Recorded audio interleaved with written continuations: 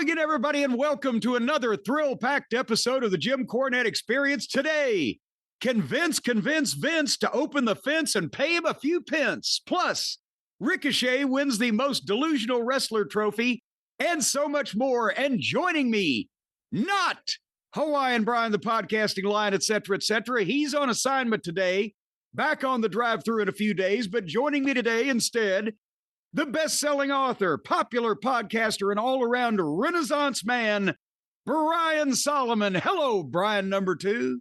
Hi, Jim. I'm happy to be here again in the guest position, to the joy of some and to the absolute animosity of others. To the complete misery of the listening public, you have been chosen again. Now, what is the guest position? What position are you in right now? I mean, I'm in a seated position, if that's what you mean. Well, it might be better if you got down on all fours for well, what. Wait a minute. What we're going to be. Who do you think I am, Trish Stratus? Come on. Hey, come on now. Can you bark like a Brian for me? You know, here's the thing. Even Brian Solomon and I are on a first name basis, obviously, but every time I call him Brian, either the people who come in late on a podcast, who are these people, or more specifically, the YouTube audience that listens to clips, every time I call you Brian, then everybody, the comments, they're not listening to the goddamn subject. They're saying, well, Brian sounds different. Is Brian sick? Or wait a minute, that's not Brian. Why is he calling him Brian? There's only one Brian in the world, of course. So this confusion runs rampant all the time. But you know, Solomon Grundy, I just want the folks to know that my little pet name for Brian Solomon is Solomon Grundy. If I call him Grundy, folks, in, of course, the program, I'm trying to avoid confusion in the marketplace. Well, as an alternative, you could call me Brian second to last, if that helps. Well, but it doesn't flow. True. Possibly just Brian almost there. Or Brian almost made it, but not. I don't know. Maybe just Grundy. I do what people should never do: is I read those comments on YouTube on some of those, and so I don't want to. I guess I'm just going to feed into this by saying this, but there's people on there that will say things like, "Hey, I didn't know that Jim had Tony Khan on as his guest host," or some people thought I was Vince Russo. Now, which I mean, look, I know I'm from Brooklyn, but there's no way. I don't have an accent that's anywhere near in the universe of the accent that he's got. So. No, you have. And also, you know the meanings of all the words that you use, and you pronounce them mostly correctly, giving your, Yankee descent. But you do sound a little like Tony Khan if Tony Khan is played at half speed. Because you have a little bit of that tonal quality, but or maybe you played at twice speed. Now you're going to make it worse if you're even acknowledging that I sound even a little bit like him. Well, it's like if you held Tony down and just force-fed him somas for a fucking week, he might sound like you. Okay, I guess. But nobody's going to do that.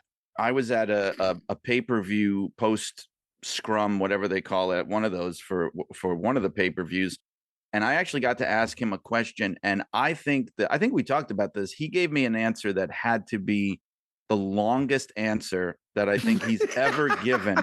God bless him, but I mean, he talked for about 5 minutes straight. I didn't even remember what the question was anymore, and he was looking straight at me, just me, the entire time. It was a very unique experience. And for any of the listeners that don't know, and by the way, plug your program that you do here before we run them all off. Let them know what you do normally as opposed to your guest spot here. Sure. I have a podcast on the Arcadian Vanguard Network, Shut Up and Wrestle, and I've got different rotating guests every week. I've had you on. I think it was from my 100th episode, and it's wrestling history. So I mean, there's a lot of overlap. I just don't have the wonderful panache and chemistry that you and Brian have on your show.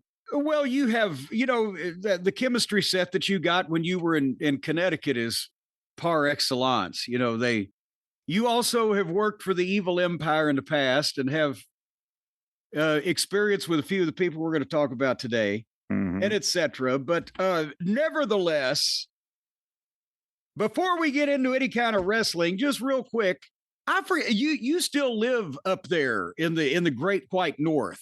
Because I'm sick and fed up with it. 2 weeks, more than 2 weeks now. We have been covered up with 8 to 10 inches of snow in Louisville, and it hasn't been above freezing since it peaked up above freezing about 2 degrees, snowed another inch, and went back down.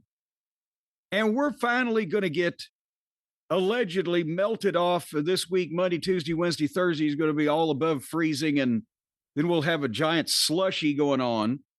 But have you guys got any relief up there in the great state of Connecticut? No, none. It's absolutely brutal. I've lived in the New York tri-state area my entire life, and I can't remember the last time that there's been a prolonged, like below freezing Arctic blast that lasted this long. We got a ton of snow dumped on us, and it's not going anywhere. No. It's been like there's temperatures out there that it's like the score of a soccer game. Brutal. Or potentially Howie the mailroom guy's IQ in Stamford. Now, that's Howie was a very nice man. I will not stand for that. A very nice man. Hey, people think he's just one of my figments. No. The figmentary Howie. There was really in Stamford, Howie the mailroom guy. He was dependable. He was friendly. There was probably a number of things going on with Howie, but he was the guy that brought everybody's mail up from the mailroom. And as I've said many times, I would nominate him for a variety of positions in wrestling and the national political scene rather than the people that are currently in them, because at least you knew what you were getting. Speaking of an old friend of ours, have you heard? Have you heard Linda McMahon's having some trouble? Like everybody else in the McMahon family, she's having trouble getting an audience lately. Yeah, she keeps getting her appearances canceled. And actually, one of them was right here near me in Fairfield in Connecticut. And it happened to be it was the first time it happened. It happened to be at an elementary school that is the elementary school that my kids went to. I was very proud of my hometown, I have to say. But yeah, they just, I guess. Well, now let me ask you this, because now the most recent one that I heard about, I think was in Alabama, where it was because of a student protest. But was it in the one in Connecticut up there? The parents actually started calling the school, right? Well, what the fuck? Various forms of what the fuck. Yeah, it was the parents. The parents were the ones in that case that complained. And I guess they thought it would be a slam dunk because this is the area that she's from. But they also have to remember that she also lost the Senate, election bid on 2 different occasions. So just because it's your home state doesn't mean that they want you around. Well, and that was before she was a member of the current administration. And this is what is it would be so hilarious if it wasn't so fucking sad and tragic for the next 10 to 20 to 30 or how many years development of our fucking country. The department, or the secretary of the Department of Education, by parental protest and student protest, is being asked not to speak in goddamn schools. Yep. And this used to happen to, I don't know if anybody remembers her now. Now she seems like, a paragon of virtue, but Betsy DeVos, who was the last Secretary of Education that he had for his first administration, the same thing was happening, because I was actually teaching high school at that time. And there was no place that wanted to touch her with a 10-foot pole. But compared to Linda, she actually seems qualified now. Well, and that's the thing, is that people are just, their minds are starting to explode at to what literal incompetence have been put in a variety of the most important positions in our country. You got an anti-vaccine lunatic, Robert F. Kennedy, in charge of the Department of Health. He's brought back measles. You've got violent criminals that were convicted in court, have been pardoned, and now have been put in positions in like the Department of Justice and Homeland Security, etc. And now you've got a defendant. Technically, she's a defendant in a child sex abuse suit who has never, she got a degree in teaching French at one point 50 years ago. She's in charge of the department they wanted to shut down to begin with, the Department of Education. And the last time they had her in charge of the Small Business Administration, which was like nominating a wolf to be in charge of the Department of Sheep. And all those small businesses, well, she did succeed. All those small businesses got a lot smaller. They certainly did. So, yeah, they evaporated. But anyway, but now it's come to this, ladies and gentlemen, in the United States, before we go any further, that the Secretary of the Department of Education is not welcome to speak in schools because she's an idiot. And she is a pawn of the regime. Speaking of idiots and pawns in the regime, hold on, I got to get my paperwork square on this, Brian, because well, I don't know. Have you ever been around your friend and mine, Vince Shitstain Russo? Did your ships ever pass in a night? And if so, why didn't you lob a stink bomb onto his deck? You know, I have to say, it's one of those weird things with my WWE career and everything else that I've done, is that we actually never crossed paths. And I knew a lot of people that worked with him, because part of the reason that I got hired was that he had just jumped to WCW in the fall of '99. And, you know, he was also working on the magazine too, as a lot of people might know. And he took some of the staff with him, and there was a whole shakeup, and they put somebody new in charge of publications. He took some of the staff with him. It was like on a much smaller basis. It was like when Hogan left Vern and he took like Schultz and Okerlund with him. Instead, Russo took two stooges from the magazine department. He did, and they had to rebuild the whole magazine. Barry Werner, who had been the New York Daily News sports editor, they had brought him in, and he basically hired this new regime at the magazines, and I was one of those guys. So indirectly, I'm Vince Russo is responsible for me getting hired, but I never met him. And I will say, I mean, I can't speak from experience. I never was around him. I never worked with him, but I will just say that there were people on the magazine staff who had worked with him and in creative services and stuff. And I'm just going to say, I don't think they were particularly upset that he was gone. And I think they had a lot of PTSD in some cases from having worked with him on the magazine and things like that. So, I mean, all I've got is secondhand, third party. I can't really say anything from direct experience. Well, then you have to thank me for your career in wrestling, because, on the show quite a while back, over a period of time, Brian Last and I have put together that indirectly, somehow, that 6 degrees of separation or whatever, I was responsible for it myself. Because I don't know if you ever heard what we put together over several different episodes where things came to light. My fan club president recommended to John Arezzi, who had the radio show in New York, hey, you ought to go to this guy that owns this video store because he'd probably sponsor you because he's a big mark. And it ended up being Russo, who ended up going on blah, blah, blah. So this is like one of those complicated DC Comics supervillain origin stories, but you may have to indirectly thank me or curse me, whichever one's necessary. But point being, we had a bunch of people, and I thought, like, has this just come out as part of a lawsuit or something, discovery? But we had a bunch of people over the last few days send in, have you seen this exchange of emails between Vince Russo and Vince McMahon from 2021? And apparently old Vinny Roo has alluded to the, Vince on his various statements, which you can't ever trust, so you take with a grain of salt, but that Vince McMahon, the last time they were in contact, was just rude to him. He couldn't believe how rude he was to him and blah, blah, blah. But apparently the Guy Evans, who has written a couple of books and recently wrote Beyond Nitro, which I guess is what happened beyond Nitro. It came out like 6 or 8 months ago but I don't know if this exchange is just coming to light or if people just landed on it and all sent it to us at the same time.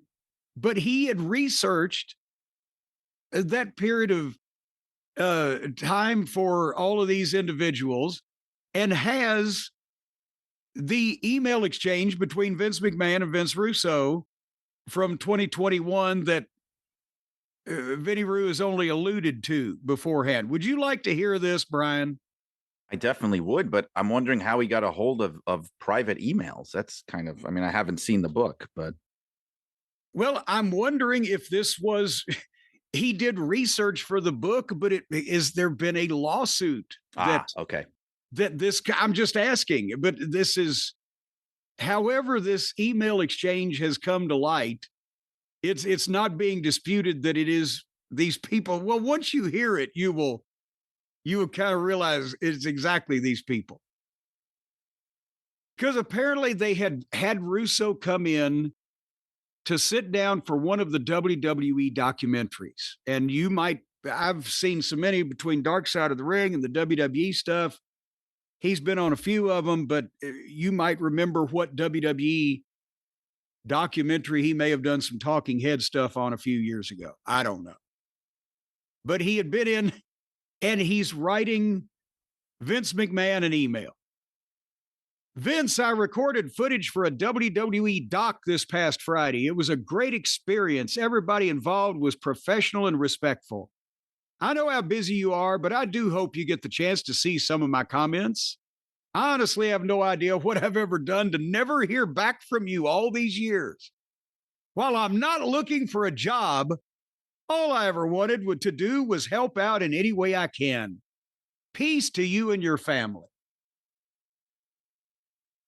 And apparently then Vince McMahon emails back, you haven't done anything objectionable at all, Vince. Peace to your family as well. Now, that said, that's that one line Vince email acknowledging I've received your message and I've given you no information to work on whatsoever, except we're all cool, right? Just Right. non-committal. Russo then emails, because that's kind of like the end of the conversation also with Vince McMahon normally, isn't it? Of course. Yeah. I mean, that's his way of saying, okay, we're done here, pal. Yeah. Peace to your family. Vince Russo emails back. I'm very glad to hear that. Vince, I'd like to see if I can extend my services to you. He just said, I'm not looking for a job. All I ever wanted to do was help out. I'm very glad to hear that. Vince, I'd like to see if I can extend my services to you. We're both getting older. Is that the last thing Vince McMahon wanted to fucking hear? He didn't figure that out. All those years, he didn't figure that out. And I just always felt a sense of unfinished business between us.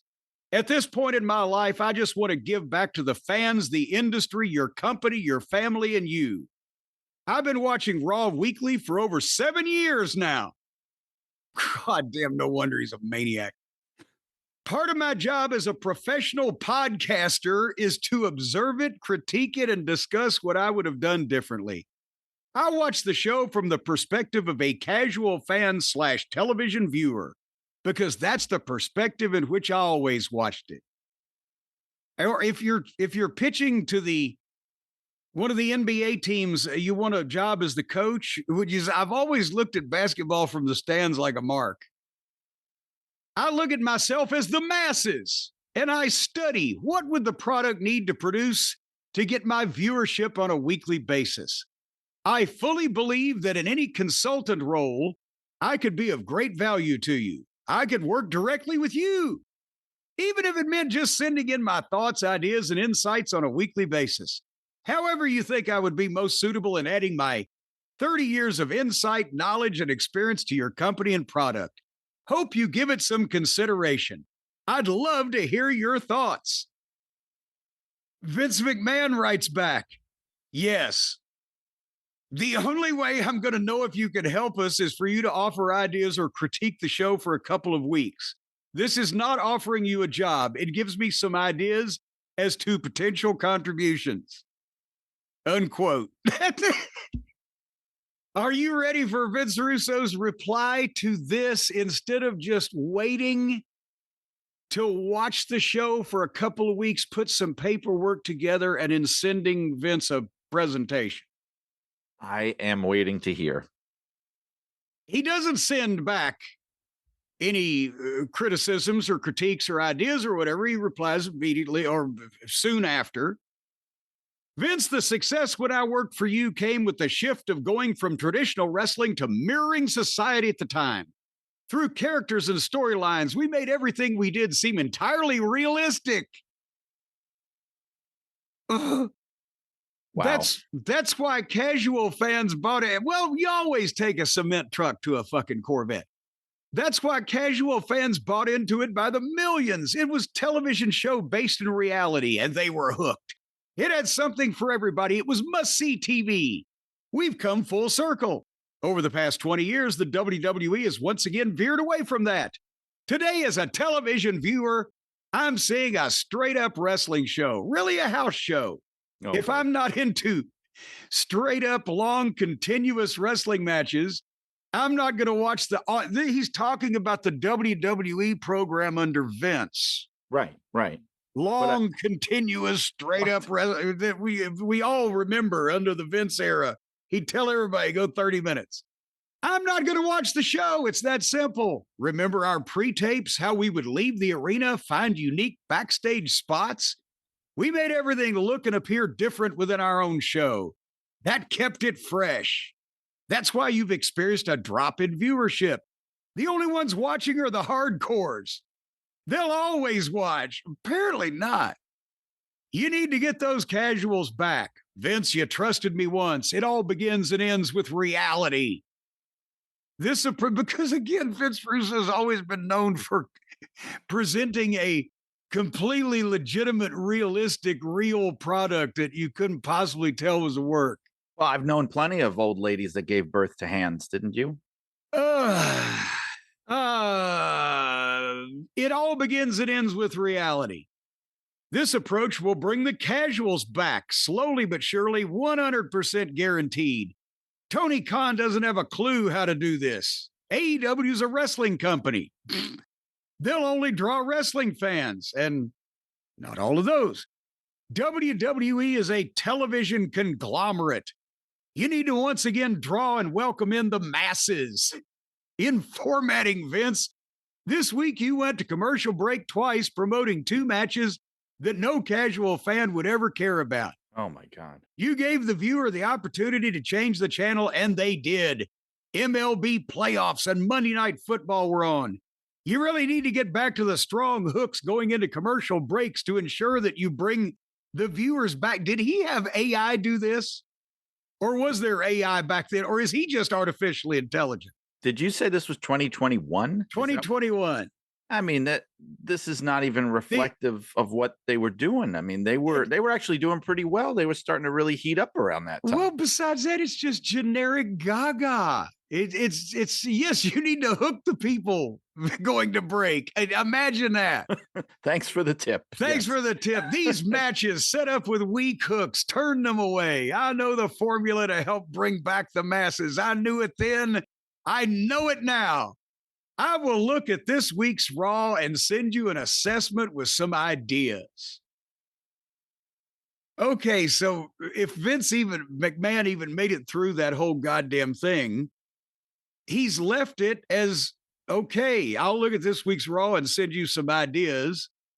And if Vince has instructed him to do that, apparently Vince doesn't get back to him. Wow. Okay. So Russo follows up. Oh, no. With another email. Is this a way for me to watch the show for 2 weeks, put all my time and energy into writing these detailed reports, and then for you to turn around and say, Vince, I really don't see anything here? So in your head, you can justify that the Attitude Era was you and not me? Boy, that escalated quickly.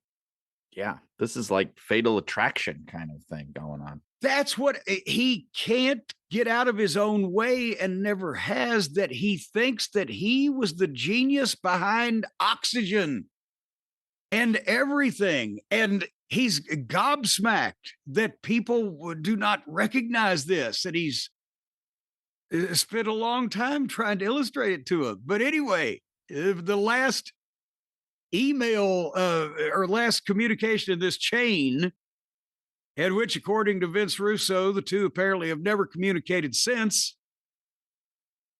Vince McMahon said, "That was a long time ago, and I have no idea if you can do it now. We're in a PG format. Things and people change.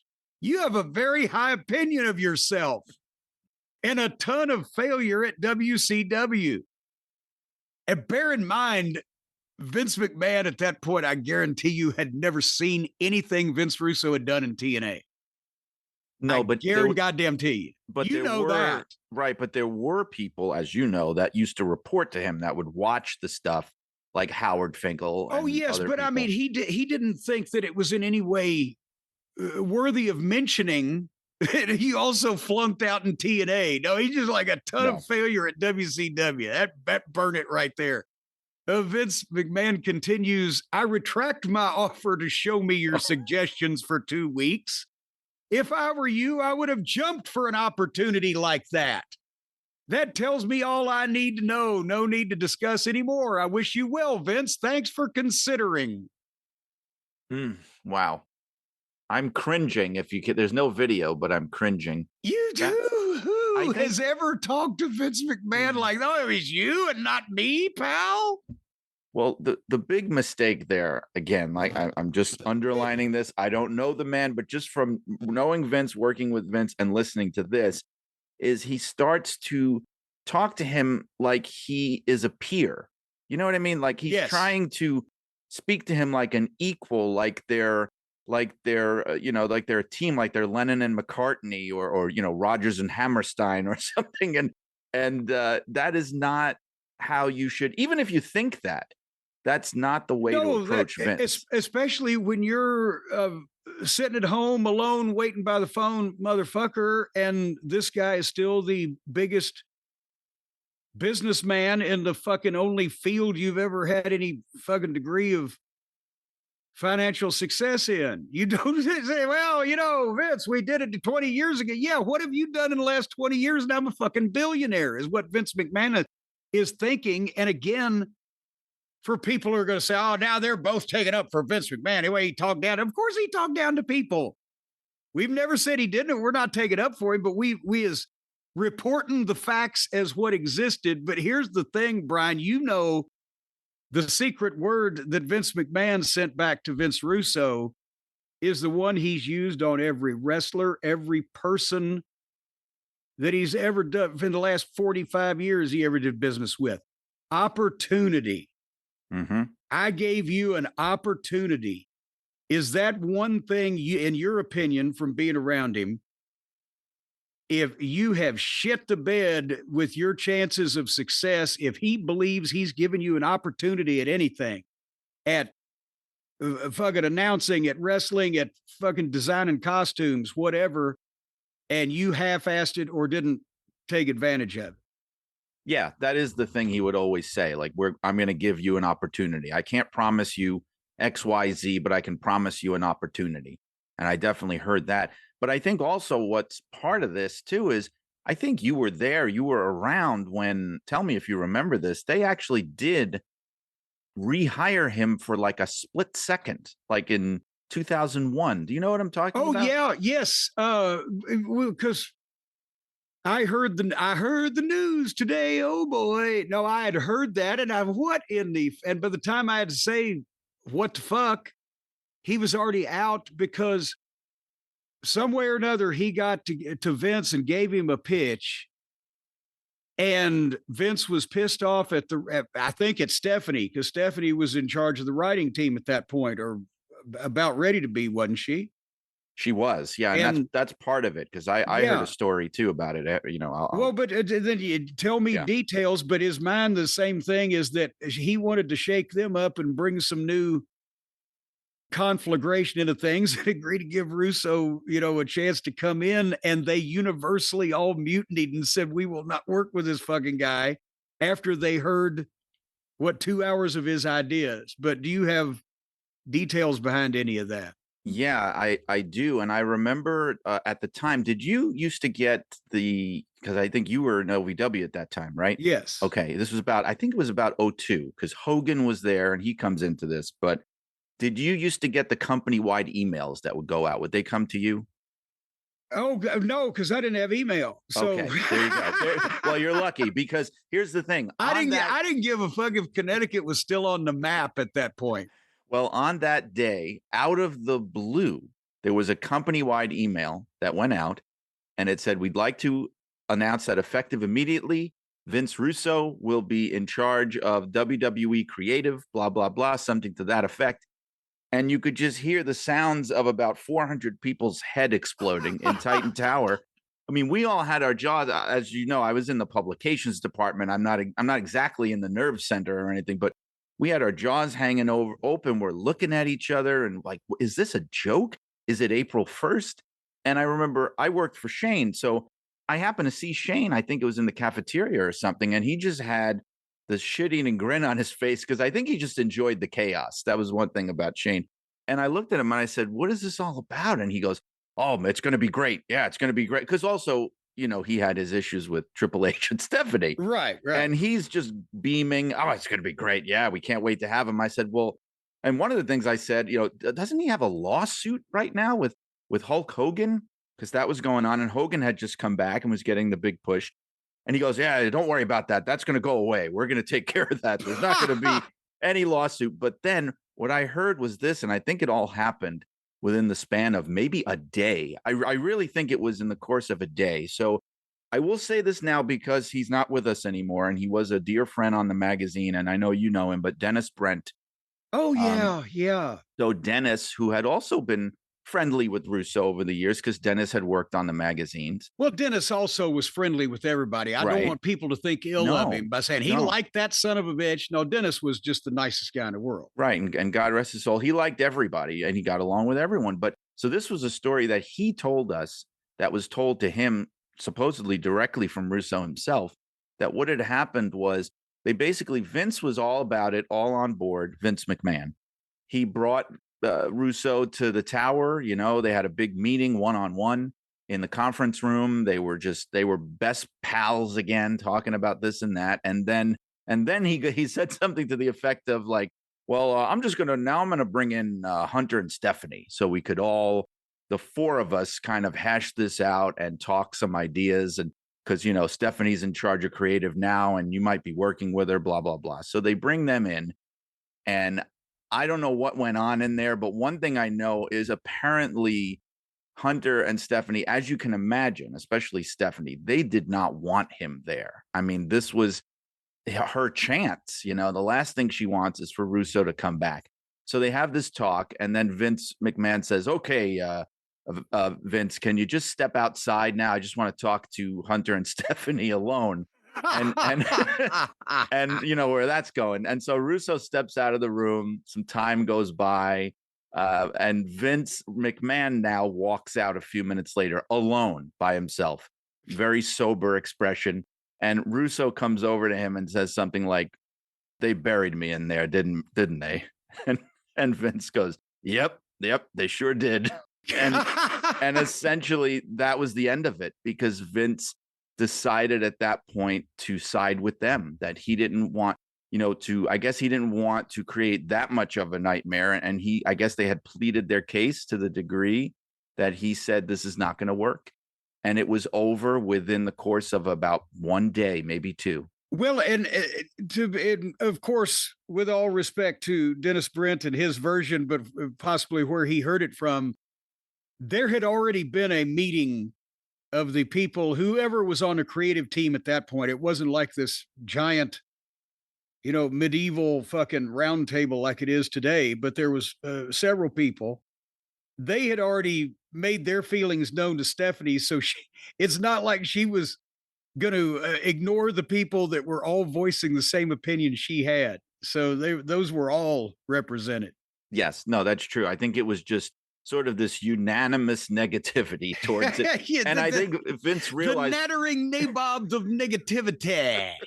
I think Vince McMahon realized that he was going to have almost close to a mutiny on his hands, and he just decided it wasn't worth it. Yeah. But at the same time, you bet that creative team got a little fucking fired up and wanting to come in earlier or stay later, just to, make sure that these things didn't happen again, which is possibly what Vince McMahon's ultimate goal was in his game of human chess. You know what the problem is, as we've illustrated before, and we'll put a bow tie on this particular topic. It's always, I don't want a job, bro. I don't want a job, bro. I'm just telling you, bro. And then you say, well, what about give me a job, bro? And I'll tell you more, bro. It's been that way. It's sad at this point. I feel almost guilty about wiping my feet on this guy anymore because he's become so pathetic. And we've established again, he's my age. I believe he's a little bit older now.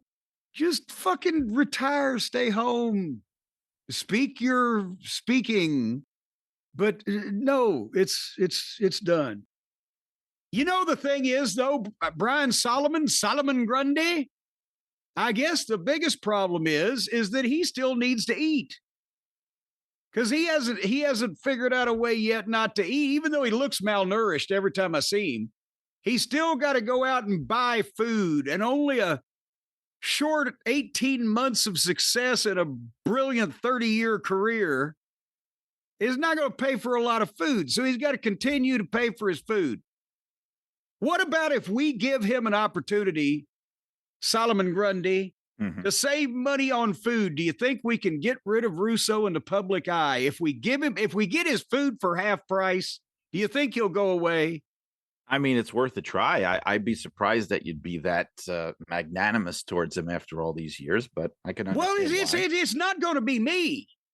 I wouldn't give a cripple crab a crutch as far as paying for his food, but I know that we can send him over to our friends at factormeals.com and he could save 50%. As long as he uses our code, and that seems to be the way to go, because then he would, instead of looking like a corpse floating down the river, he would be properly nourished and look like a functioning human being with blood running through his veins and his corpuscles. Because if your corpuscles don't have blood running through them, well, then you just look like shit. But Factor meals contain quality, functional ingredients like lean proteins and colorful veggies and whole food ingredients, even healthy fats.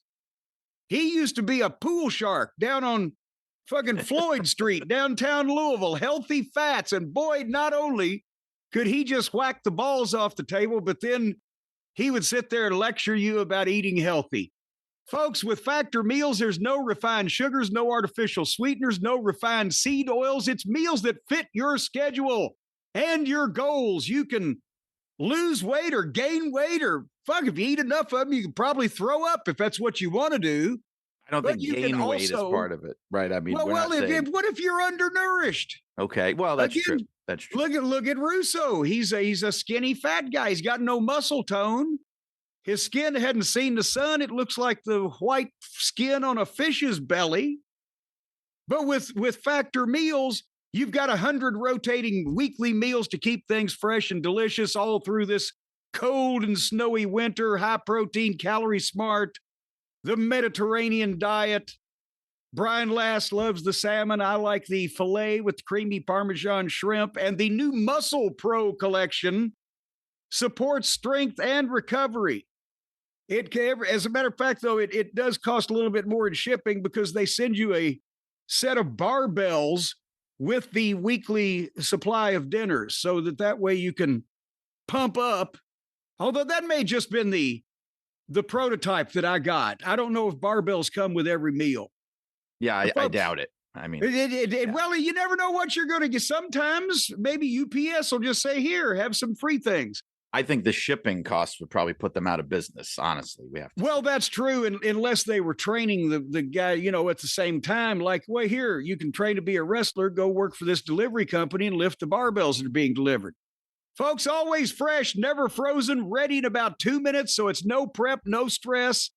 Eat like a king, but not for a princely sum, because right now you can head to factormeals.com/JCE50off. That's the code to use, JCE50off, and get 50% off and free breakfast for a year. Of course, you have to be a new subscriber only, but one free breakfast item per box for 1 year while your subscription is in effect, but have food for half off. And even some poor, unemployed, groveling, sniveling wannabe like Vince Russo can afford to buy their food for 50% off. Well, there you have it. I can't see any way we can be any fairer to him. So, No. Folks, again, even if you're not begging for a job, or even if you tell your former employer, I'm not looking for a job, no job. Factormeals.com/JCE50off and use the code JCE50off to get 50% off. And the free breakfast, one free breakfast in every box for 1 year while subscription is in effect. And of course, supplies last. They could quit making breakfast. We don't know about these things. They understand after the penny, they're about to abolish the egg. The chickens are happy, but the roosters are upset. And no barbells, right? We want to be clear on no that. barbells No. in the chicken house. Factormeals.com/JCE50off. All right. Well, speaking of people that could have got fed, but ended up actually overeating, but not eating very well, I got an email question from one of the Cult of Cornette members, the people out there, the other day, and it's not here in front of me, but I'm going to paraphrase it. And Brian Solomon, Yes. as I speak to you here, while Brian Last is on assignment, we've talked on the show here before about I was disappointed when the angle between the Midnight Express and Tully Blanchard and Arn Anderson in Crockett 88, that didn't come to fruition because right after we'd started it, making those big checks and drawing those big houses, they got mad at Dusty and went to the WWF. I've mentioned that, but this question was specifically, what did I ever book? One of the things that I booked, because Dusty was booking that, obviously. What did I ever book that for whatever reason I didn't get to finish, it didn't come to fruition, or I just, golly gee, I wish what could have been type of thing, right? So I've told stories about in OVW, it was constant with, oh, we need this guy, or we're pulling that guy, or we shaved this guy's head, or, whatever the fuck, right? So those kind of blur. And I've mentioned the story before about when I put the Smoky Mountain Wrestling heavyweight title on Jake the Snake, it grasping for a top heel, and ended up having to take it off of him in a fictitious match in Bluefield, West Virginia, or whatever the fuck we said. But there another one just actually had crossed my mind, and it's been so long since I told this story publicly that I'm wondering if it predates me and Brian even doing this podcast. And do you remember a tag team from All Japan Wrestling, worked for Giant Baba, an American team in the early 90s, Outlaw Joel Deaton and Bad Boy Billy Black, the Wild Bunch? I do. I am familiar. Yes. And Joel Deaton had been a guy, he was from Georgia. He had broke in the 80s. He had worked for Crockett. Remember the team in the 80s of the Thunderfoots, Thunderfoot 1 and Thunderfoot 2? It was him and Gene Ligon for a lot of that. They were masked and had the loaded boot, the Thunderfoot. It was Dusty again. Yes. But then Joel was a good sized guy and had gotten to be a good worker. and with a Western gimmick, outlaw Joel Deaton. Kind of think a heel Sam Houston, but heavier. He had teamed up with a guy that was, again, from South Georgia named Bad Boy Billy Black. And this guy, out of nowhere, nobody really knew anything about him until he started going to Japan with Joel. Baba was using American teams. The Fantastics were going over. They had great matches, but Deaton and Black would work with the Japanese guys, and Billy Black was doing it. This is 1991, 92, would do a moonsault in Japan off the top turnbuckle out on a guy on the floor, like Jimmy Del Rey used to do in the ring, just over backwards in some fashion. He could also work because he had trained down south and he could throw a punch. And he didn't have any body to speak of, but was he 6 feet tall or close enough, 5'10"? He was probably 225 or so. Long hair. He looked kind of like a real redneck Ronnie Van Zant.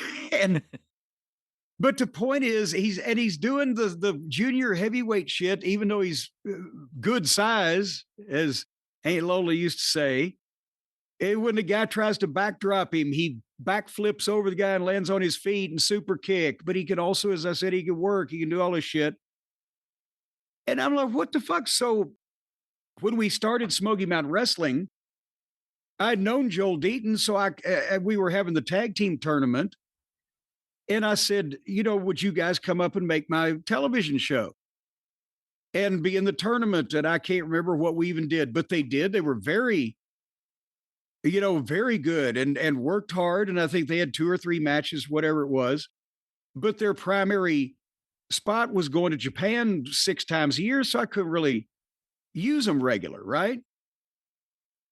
So anyway, fast forward a couple of years now. And this is what, if you would try to Google on YouTube, Bad Boy Billy Black wrestler, because I did this when I thought of him, and there's almost nothing. There's like one match of theirs in All Japan that I can find where he's doing all this stuff, and one match from Smoky Mountain Wrestling, which I'll get into in a second.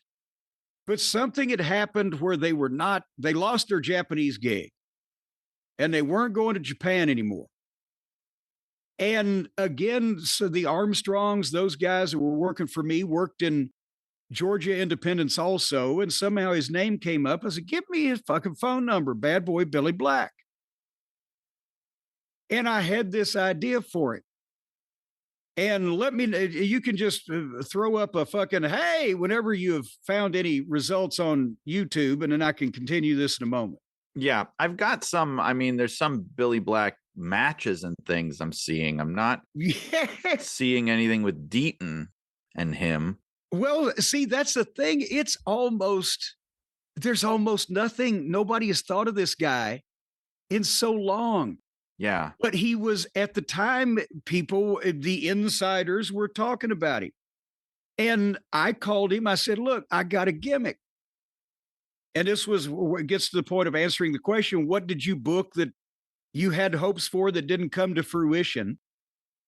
I said, here's this fucking guy from South Georgia that looks like a 230-pound redneck Ronnie Van Zant that can fucking throw a punch but can talk and can also goddamn wrestle. Let's fucking bring him up. And here he is from, I can't remember what part of Georgia we made him from, but in South Georgia, everybody thinks of, in Florida, there's swampland. But in South Georgia, there's one of the biggest areas of swampland in the United States. And I wanted Bad Boy Billy Black from whatever the fuck, Okefenokee fucking Georgia, to come in with his swamp bag. He's got a big burlap sack like Jake would carry the snake, right? Right. But just this big, dirty burlap sack. And here comes this hairy fucking redneck. It looks body-wise like shit. And then he gets in the ring and he does all this shit. He flips around, does this super kick, throws this fucking punch, moonsaults this fucking guy. And he beats the job guys like that, but then he works with the top guys. And once we get him established, and this is where it was going until it didn't go there. Once we get him established, then every time he's in a match with a top guy like a Tracy Smothers or Dirty White Boy or whatever the case, he goes in that bag and he gets, and I'm doing an homage to the old Twilight Zone episode, What You Need, about the street peddler that always has the exact item that a fucking guy needs or a person needs in order to save themselves from tragedy. You remember that one, Brian, I'm sure. Of course. Well, every time that Billy Black would get in trouble, he would go in his swamp bag and pull something different out that he knew, whether it was a brass knuckles that knocked the guy out or was a rope to tie the baby face to the fucking ropes or whatever. And they would use the bag. Maybe if the baby face got in the bag one time, oh, Jesus Christ, he'd come out selling and there's a fucking bear trap on his goddamn arm. Whatever. And you could do all kinds of things with this dirty fucking smelly swamp bag and this fucking guy who looked like that, who could work like that, right? So I bring him up to do one TV taping in Smoky Mountain where we're doing 4 weeks of TV in that night.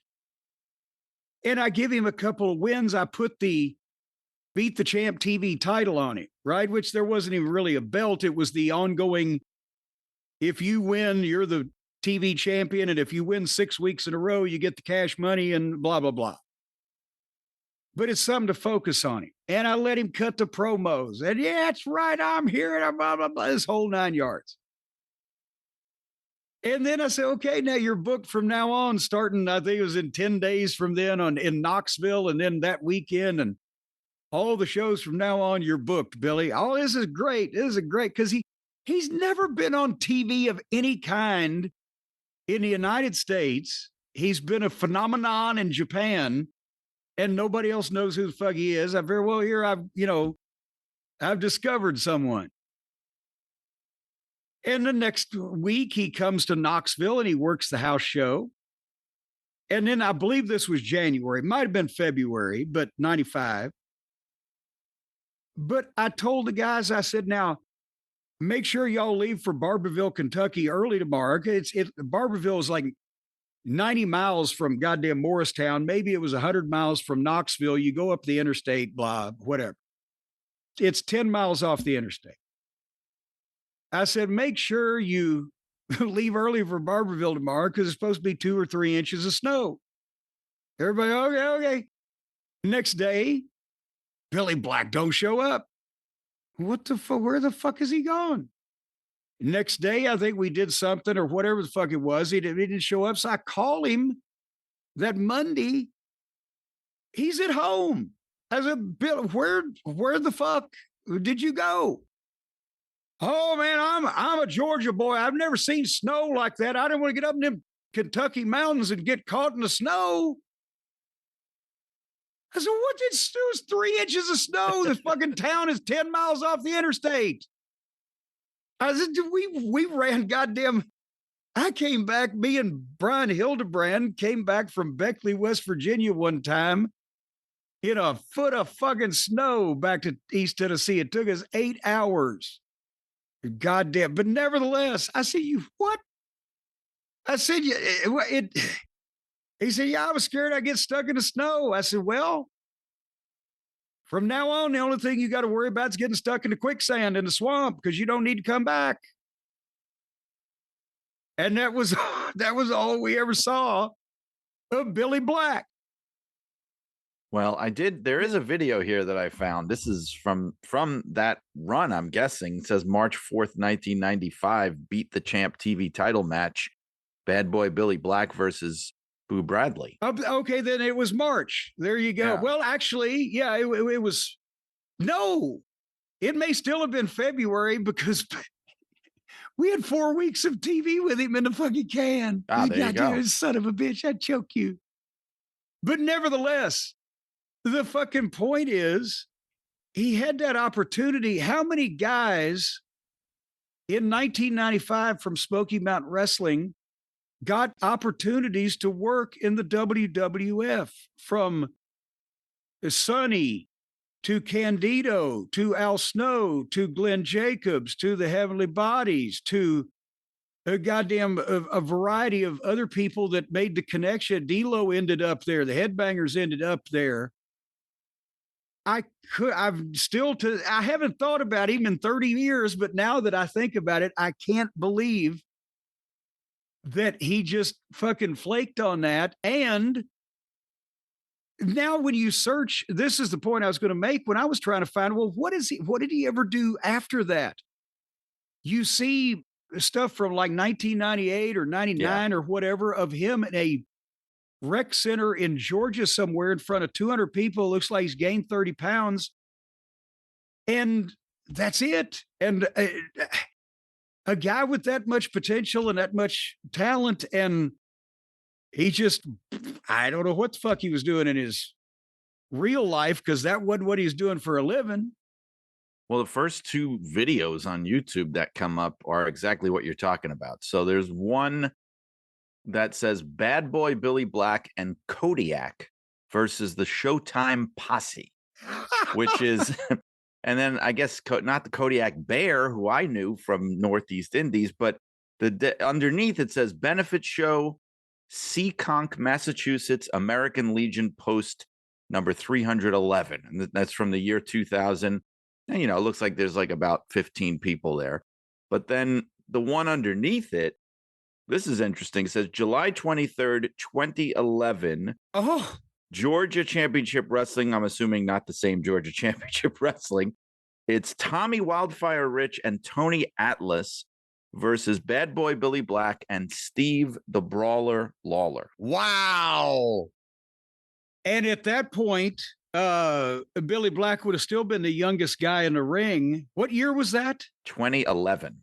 2011. Tommy Rich debuted in 1975. He was 18 years old. Tony Atlas started, I think, in 74, and was he 19? And Steve the Brawler Lawler was working in the late 70s down there and had to be a legal adult. So, but the point is that he disappeared and never made anything of any other opportunity, apparently.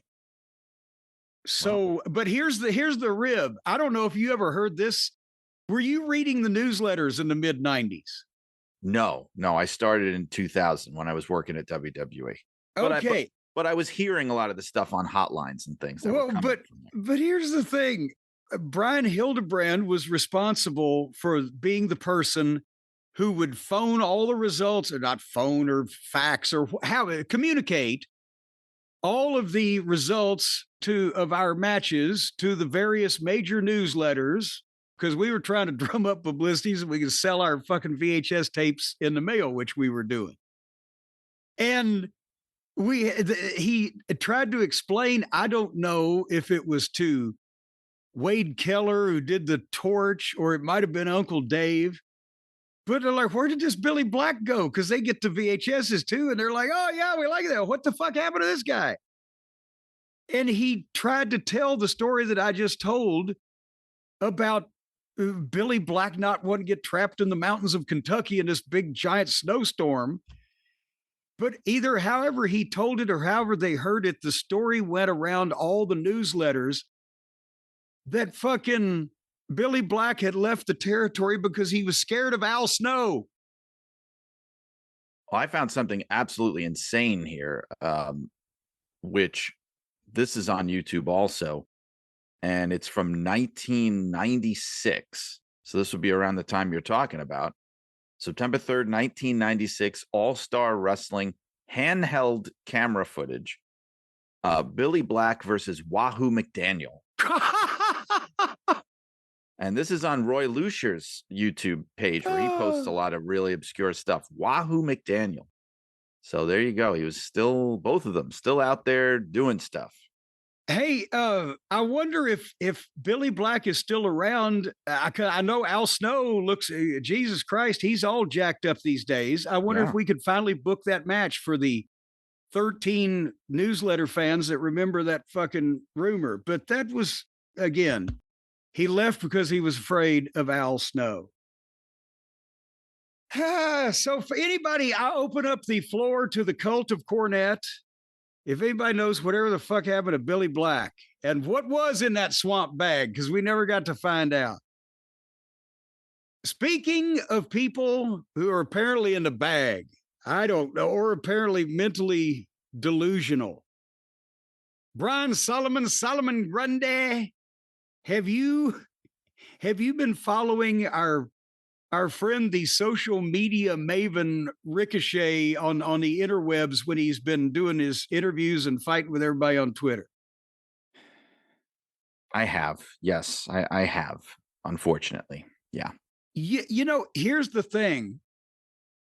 It would be brilliant, and I would applaud it if this had been a strategy for him to make himself the biggest heel in wrestling and some kind of Brian Pillman loose cannon type of gimmick, if he had gone in that direction with it. But instead, he is, over the past however long he's been on Twitter since he's been in AEW, made himself such a dislikable, whiny bitch to the only fan base that really knows who the fuck he is, the internet fans, that he shot himself in both feet and his left testicle, hadn't he? Yeah, I mean, it's you can't really defend it. And I'll just say one thing. I'll say one thing because I try not to wade into these waters too much. I want to just say that Samantha Irvin, I really like her. She's very nice. We've interacted online. I think she's great and I'm a fan.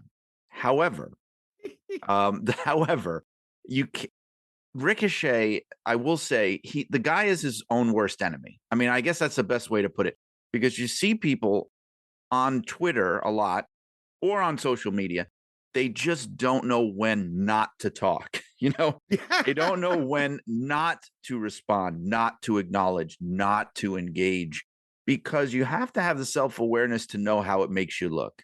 And it doesn't make him look good. And in the beginning, I really was on the fence as to whether he was just working and he was trying to play into that, make himself as heelish as can be. But I don't think nobody's this good of a worker. No, I don't think that's what he's doing. No. Well, he did an interview on a world famous show of some description where he was complaining about his WWE tenure on the roster and that they were going to make him, the big teenage idol with the flashy moves. And Vince, I'm sure, shot it down.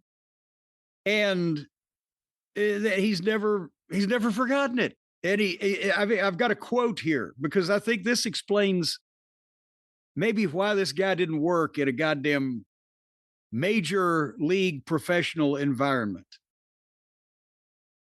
I think for specifically that 5 years that he was languished there. Ricochet's story, he speaks about himself in the third person. Ricochet's story, that time was kind of like you've seen the Marvel movies? Thanos snaps, and there was a 5-year blip of people that were just gone. I literally think that's how I put Ricochet's wrestling career. That 5 years that was like being blipped away into a different universe. Coming to AEW and finding that love, it's like when Tony Stark finally defeated Thanos and all the people came back. He lives in a comic book. He's a 30-something-year-old adult. I can't say grown, but adult man of diminutive size who wants to be a comic book character. And so here was one of the tweets, and then I want to discuss philosophy, if nothing else, with you. But he says, they took my love of pro wrestling away. I'll never forget how I felt walking into work every week. And that platform was only to make others look good at my expense. And I told them I'd rather quit and go back to the indies and make whatever I'd make there than to come back next week.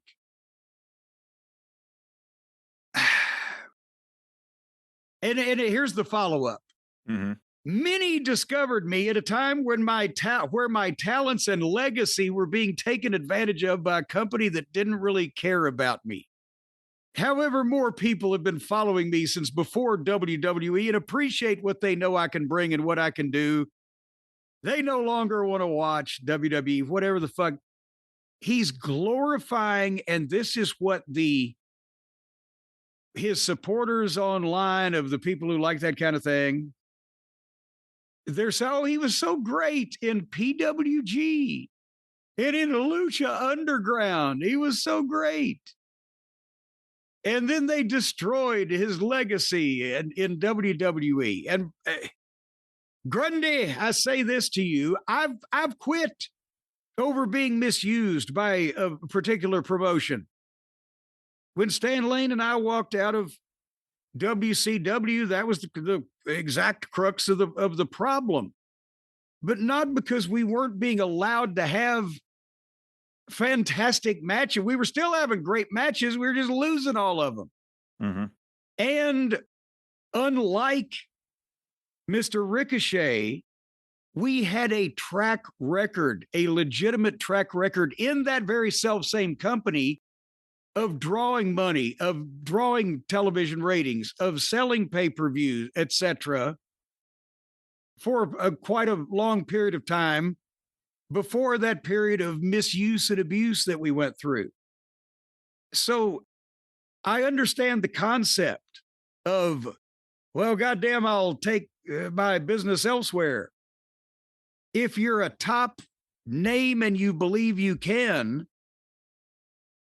But this guy was a main event guy in PWG and Lucha Underground, and then goes to the WWE and looks at the roster around him and can't figure out, and also apparently with this personality, can't figure out why the boss doesn't think he's a main event guy and can't hang, and can't figure out why he might be getting heat behind the scenes. Your thoughts from a person who has seen many of these things happen. Well, one thing is he also said something else in one of those tweets that you didn't mention, and it was the one that got me the most of all of them. He said at some point, they put the Intercontinental title on me because they knew I didn't want it. Did you see? I'm sorry. That's crazy. That's crazy talk. I mean, because we all know if they want to bury you and if they want to misuse you or whatever, they have ways of doing it.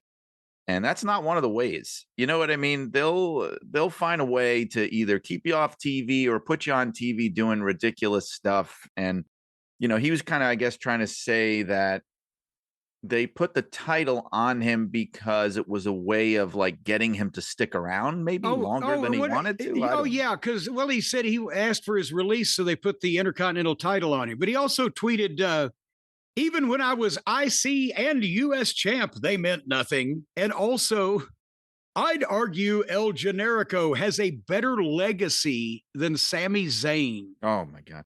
Well, so, I mean, I don't really know what he wants then, because like you said, size-wise, obviously, he's not going to be the main event. He's going to be a special attraction, like a high flyer kind of thing, you know, throw him in the mix.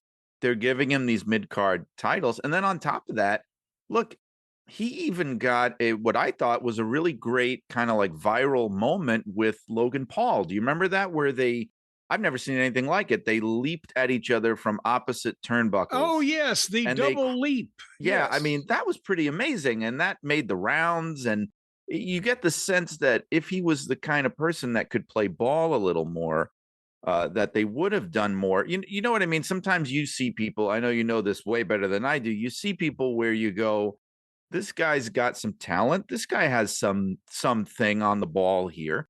And if nothing's happening with him, or he's not where it seems like he should be, there's definitely something going on. There's some reason. It's either, again, from my perspective of experience with being in creative and dealing with talent, it's either the 80-20 principle, where the 20% of the talent takes up 80% of your time, or they just won't fucking listen.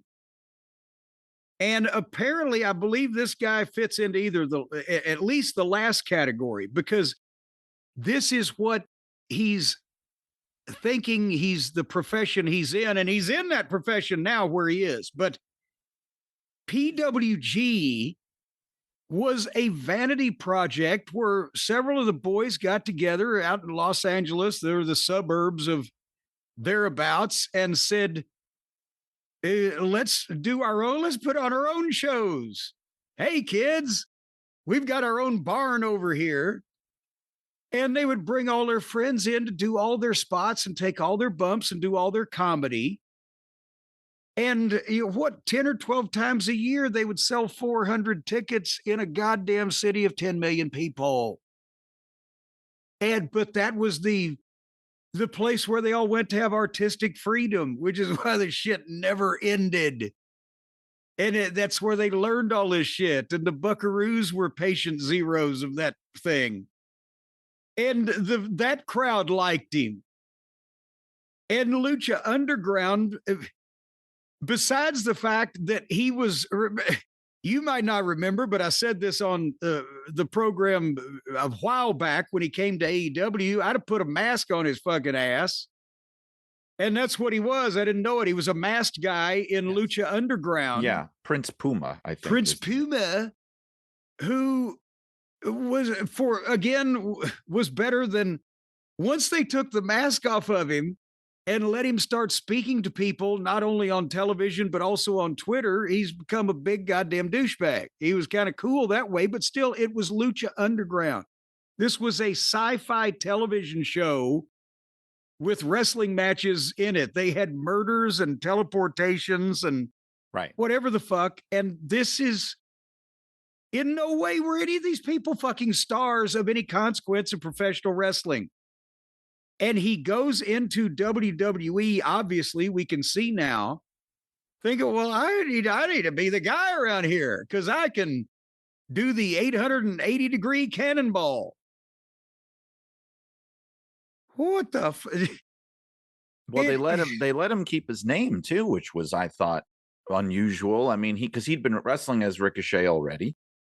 And you remember he had that. Do you remember when he had that match with Will Ospreay years ago before? Oh God, yes. And Vader just lost his mind on it and was complaining, right? I had several comments to make about it also, but I liked mine better than Leon's, but nevertheless, it was just, it's ridiculous where they were doing the mirror routine like Harpo Marx and fucking Lucy, where they're mirroring each other's movements, and it was an aggressive parkour, as Brian Last calls it.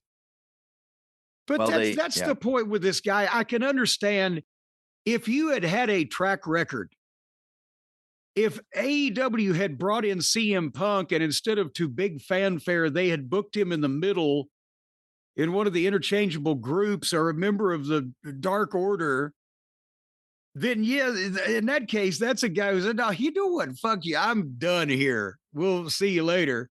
Because I have a track record and I've been a proven attraction and a proven draw. And I need to be in the main events and featured to my full potential. But this guy that's what they wanted him to be, that's why they probably kept the name Ricochet, because it's a cool name for a kid's character that you can see every once in a while. He's Cheetah in the Tarzan movie. And he thinks he has some kind of legacy because he did a lot of cool shit. By the way, 10 years ago, when he was a lot younger, he did a lot of cool cartwheels and round-offs in shows that nobody fucking saw. And then if he had the attitude that this illustrates that he had in the WWE, that's why they were like, this fucking guy. And also, look at the roster that he was on and the competition he had for people who would take production, take training, take criticism, take instruction, and work like a fucking professional instead of a goddamn pinball game.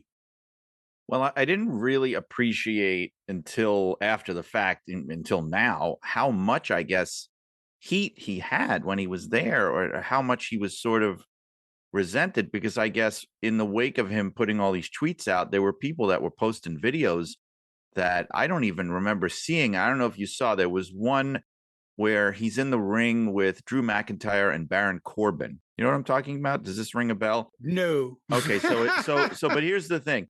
It was a promo segment, and you could just feel it. Like, I've watched enough of these things. You know when these things turn real and they kind of go off script. And so Ricochet's the face, and he's confronting McIntyre and Corbin, and he says something like, he's in the middle of a promo, Ricochet, and he goes, look, I didn't come out here to talk. And very quickly, cutting him off immediately, McIntyre goes, so shut up.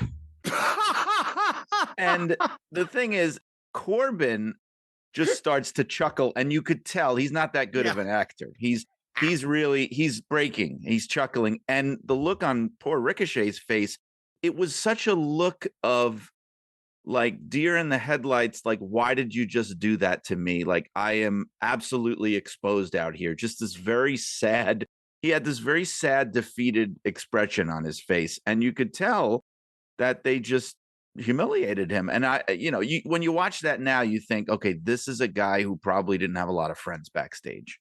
Well, but it's the thing also is that because this subculture of the trampoline cowboy wrestling fan that led to the brief flaming comet that was the Young Bucks and all this whole type of thing, they built him up, and these little bitty rinky-dink promotions he was in built him up as being a big thing and a big deal. Oh, you're the greatest at the 880-degree cannonball. You just do it better than anybody.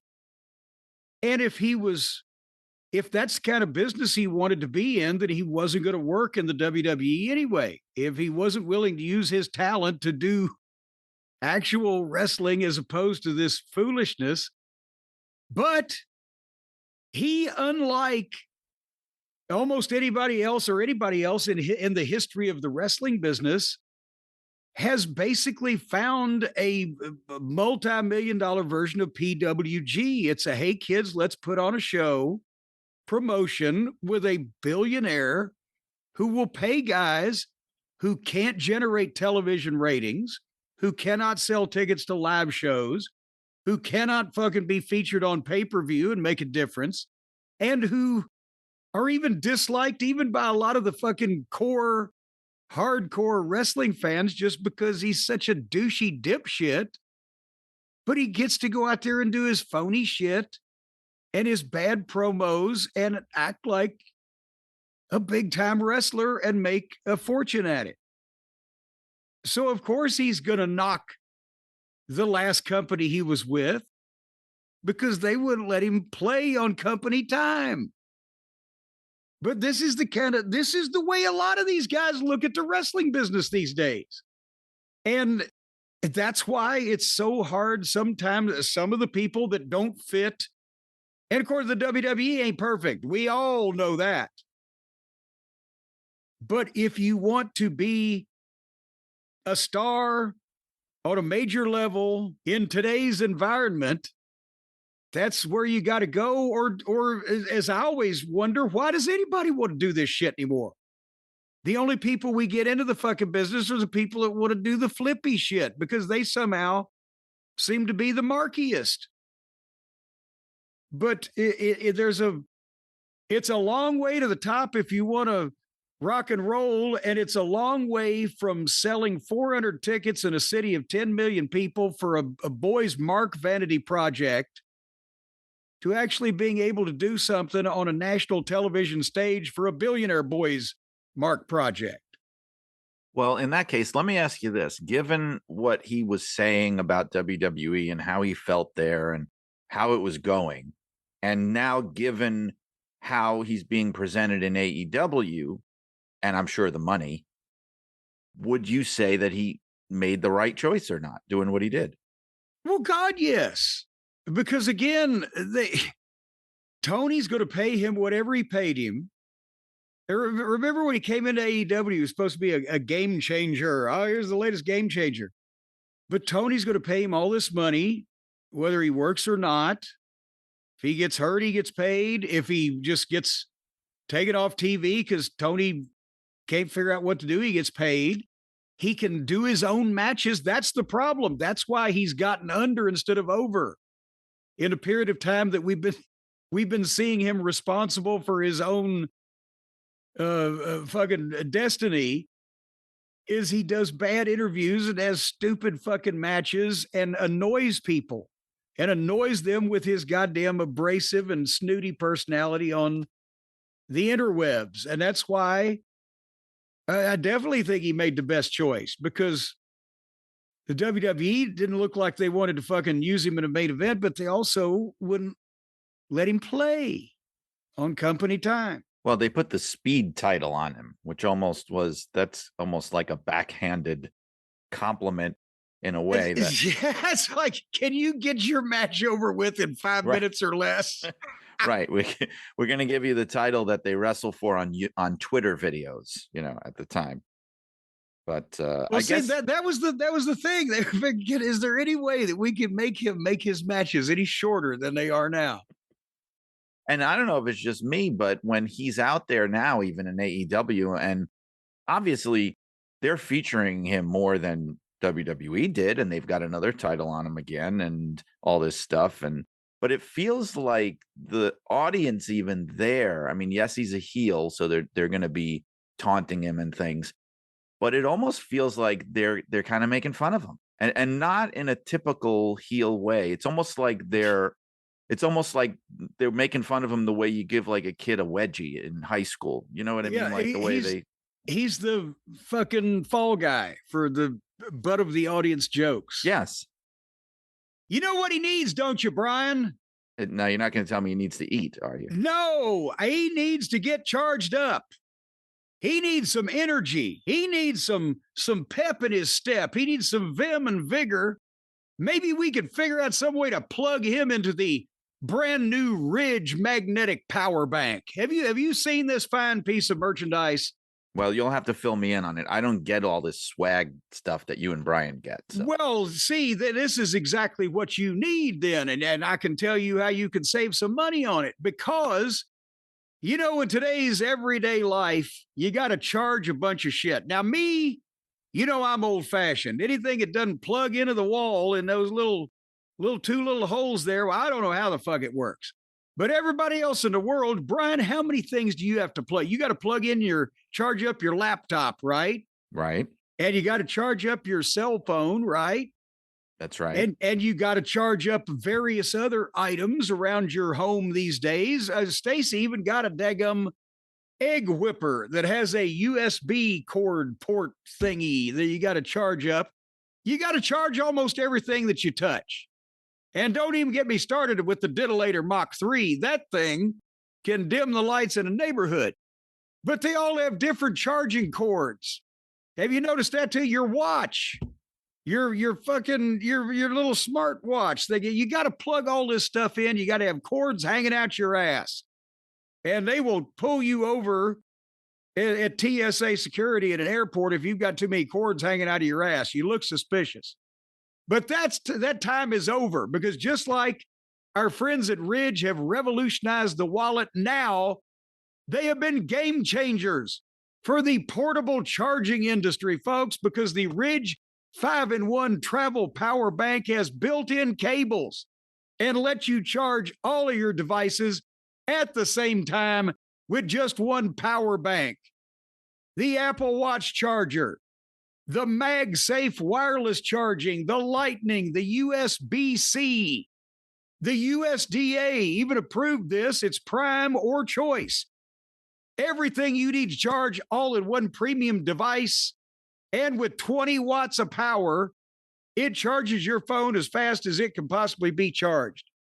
And I'll have you know also, Brian, with the cold weather, I figure, well, let me just try to figure out a way to plug in my truck battery to this son of a gun. And don't do that, because it blew the daggum back wall of the house off where the circuit breaker box was located. I don't think that's the kind of battery that they had in mind for this. But you can plug almost anything else into it, and they've got 10,000 milliamp hours of capacity. And much as Milliamp won that Grammy that they had to give back later on for actually lip syncing They also did excellent work in the electrical field of charging and lightning bolts and Tesla coils and all that thing.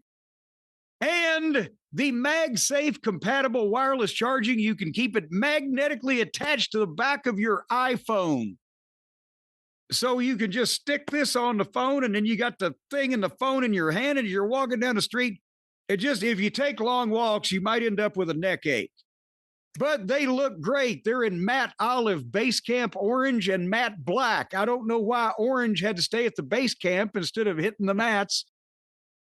But it's a wonderful design. I knew a guy named Matt Black, good friend of mine. He was in on the developmental team of this thing. He was a fucking nuclear physicist. There's also an LED charge status indicator that displays your battery and charge levels at a glance. An integrated kickstand. You can use it actually as a picnic chair at concerts in the park with the band for the 4th. And all you got to do to get one thing to pack in your bag, but 5 ways to power, is either go on over to Best Buy. They got the Ridges Power Bank, or you can save money and not leave your home by going to ridge.com, RIDGE.com, and use the promo code JCE. You're going to get 10% off. 10% off at ridge.com, promo code JCE at checkout. And you are all set 10% off this amazing. And also, as a matter of fact, if you charge it fully and you put it out in your backyard on a clear night and turn it on, it will morph into a landing platform for interstellar vehicles so that it can send out a signal that can be read above the Earth's atmosphere. So that way you get the first look at the aliens. Is that the prototype version? No, I mean, maybe. I don't see that on the copy that I have. So they may not be ready to sell that yet, but go ahead and get the other one anyway. Ridge.com/JCE. All righty, Solomon Grundy. I guess we ought to talk for just a couple of minutes about, I know it's been several days ago now, but about the Raw after Rumble edition of Raw. There was a couple of things that I want to comment on or recognize or whatever. And I know somebody's going to say, well, it's been a week ago or whatever. Well, goddamn it. Again, my schedule, our schedule, everybody's schedule has been chaos lately. And there was a day that I decided, well, should I watch Raw or should I go to the dentist and have them numb my fucking entire face until I can't feel my nose? Or there was the day, well, should I watch Raw or should I take Stacy to the doctor to have a nerve block injection in her bad back? And all of those things were preferable to watching Raw. So I'm trying to catch up now with a couple of things that stood out. But here is at least the explanation as I see what they're doing now for what they're doing to or with Braun Breaker. And Brad, you saw, obviously at the Royal Rumble, that was underwhelming, but I could see, well, they're trying to get him out of it, but it was a blah way to do it. But they're continuing to try to put focus on Braun Breaker while at the same time not doing what they were originally going to fucking do with him. and they're kind of making this shit up as they go, I think. Well, yeah. Because you heard what the original, apparently, as has been pieced together now, the original plan was for Seth Rollins and Roman Reigns to have a world title match. And then Cody Rhodes and CM Punk to have a world title match. But then Seth Rollins got hurt. And then, as we all know who have been in the booking position, that creates a domino effect. If you take one guy out of this fucking, what's that game called where they stack blocks up and then you take one out and the whole thing falls apart? Whatever Jenga. It's called. Jenga. Yeah. Well, they done Jenga at WrestleMania. Because then when Seth got hurt, then Punk will be the champion. And then he'll wrestle Braun Breaker. And then, Rhodes would do something else or whatever the fuck. But then Cody would, and rightfully so, was on the side of Drew McIntyre, who said, hey, you've got this 3 stages of hell match set up for us. And because we've been saying here on the show for a long time, Drew's got to win something. Right. So then they went, well, okay, well, then now Drew will be the champion. So then all of this fucking shit has changed to the point where now we're going to have Reigns and Punk. And we believe we will have Rhodes and McIntyre, correct, is what I would think we would have.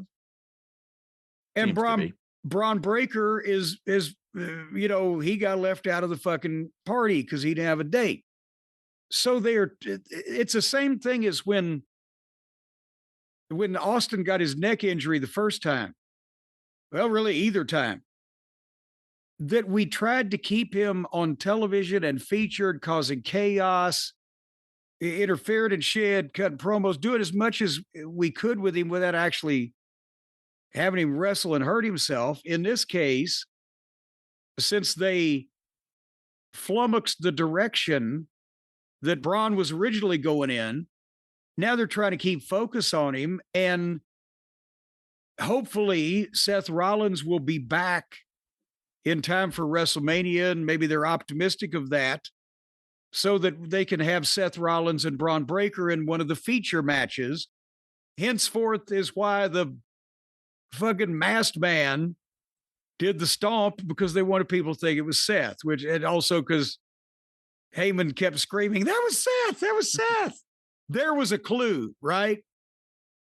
Well, yeah, and I mean, they could be just doing the most super obvious thing and have it be Seth, and maybe to set up the match that you're talking about, because like you said, I mean, Breaker is very good. I mean, I'm not saying anything that hasn't been said, and you guys have said it. He's good at what he does. He's a natural. He's very intense and believable, but he can only do so much with what they give him to do. Well, and that's the thing, is that I'm not saying that they shouldn't have had some controversy to eliminate him from the Royal Rumble. It just seemed to be a little abrupt and a little flat to me. But under this circumstance, they have to keep focus on him while they pivot their position. But that's why they opened up the Raw after Rumble with Braun Breaker ringside, and he's already come out, no music or whatever, and he comes over, he tears the announce desk up and turns it over and menaces the announcers and gets the microphone and gets in the ring, and he's gonna, Susie says, Adam Pearce, here comes Bronson Reed and Logan Paul and Austin Theory and Paul Heyman. And because they're freaking out, no, don't do this. You got to calm down. And Braun's like, I'm going to fucking ruin Raw. I'm going to ruin this whole show because you ruined my chance in the Rumble. And then Paulie took the microphone again, he tried to blame Pierce, but he was doing damage control, trying to blame Pierce. Well, he's right. He's got a point that he's trying to let the other three calm him down while he's still taking up for Braun. But then Braun jumps back in and gives Pierce the count of 3 to get out there. And Pierce did come out with all the security guys, and you drew number 2. I don't know who the masked man was. The last one was Theory. But I'm going to give you a gift after that piss poor showing in the Rumble. I'm going to let you keep your job. And goddamn, Braun bullshit about that. And then the LA Knight music plays and they get out of it because LA Knight comes in the ring from behind with a chair and beats up Logan Paul and Theory and leaves before Reed can catch him. And the goddamn, there's Braun standing there. What the fuck? Well, I loved what Heyman said, though, in that promo where he goes, well, how can Adam Pearce not know who the masked man is? He has to approve the visas of everybody that went over to Saudi Arabia. So he damn well has to know who that guy is. I thought that was a nice touch. Well, but then the problem was, how come every time the masked man is his and nobody knows who it is? He doesn't have a see. That's the thing. They hang themselves in the loopholes sometimes. If I didn't know any better, I would almost think they were trying to set up Braun Breaker versus Adam Pearce. Well, that's what I told Brian last a couple weeks ago on a show. I said I'm most interested in seeing Adam Pearce against Paul Heyman. Or that, I think, right? Yeah. I think Pearce can get 3.5 good minutes out of Heyman if he. But anyway, here's the thing, real briefly, is the point of it is that some people were freaking out. It's not whoever the masked man was that attacked Braun, it's who they are going to reveal the masked man is, because right, it probably ain't going to be who it was. And some people were on Twitter going, we heard it was Grayson Waller. Cornette's going to be so pissed when he hears that. No, I wasn't, because good. He got a payday, because when they take the hood off of him, it's not going to be Grayson Waller. It's going to be Seth fucking Rollins. So that at least they have a direction for that match. So we're going to see Roman and Punk, and we're going to see probably Cody and Drew, and we're going to see Braun Breaker and Seth Rollins, probably, if all goes well. So they're starting to get the key people in place. I also thought at the beginning of that segment, and I know this is something that you guys have talked about so much with these kinds of things, but this is no fault against Breaker, but he comes out at the top of the show, like you said, and I know that Adam Pearce and the security guys, they eventually came out, but he just comes out, Breaker, and just very kind of nonchalantly takes his sweet time, goes over, demolishes the entire announce table at the top of the show, intimidates the announcers, and just very slowly walks around the ring, gets in the ring. Somebody gives him a mic. And I'm thinking, why isn't the whole ringside area filling up with security, with referees, with, wrestlers, somebody? Why? This is the top of a major Netflix broadcast, and we're just going to let this guy, I mean, hey, you want to mess with him? That's what. But that's what they always say. And that's the thing is that, think about it in the other, across the street in AEW, we've said many times, there's fucking people trying to pour bleach down some guy's throat and nobody's intervening. But then again, hanging themselves in a loophole of logic, two guys that they want to separate exchange finger pointing, and one shoves the other, and they're swarmed by 14 security guards. Where right. Nobody has any consistency in what they could have opened the show with, again, with one of the security guards riding Braun's shoulders as he fucking mares him over as he's storming to the ring, and they're trying to hold him and blah, blah, blah. But quality control is not a wrestling staple these days. Yeah. I mean, the ship has sailed on a lot of this stuff, but it's noticeable when you know better. But the biggest thing that everybody was talking about was the last segment. And I must admit, I said probably last week here on the show, one of the shows we do, Roman Reigns and Punk. I want to see Roman Reigns and The Rock. They ought to, when Roman was complaining about creative, I said, well, fucking, get your cousin to come back. Finally have that match. But to be honest, after they got 15 minutes of my time, Roman Reigns and CM Punk made me want to see this fucking match.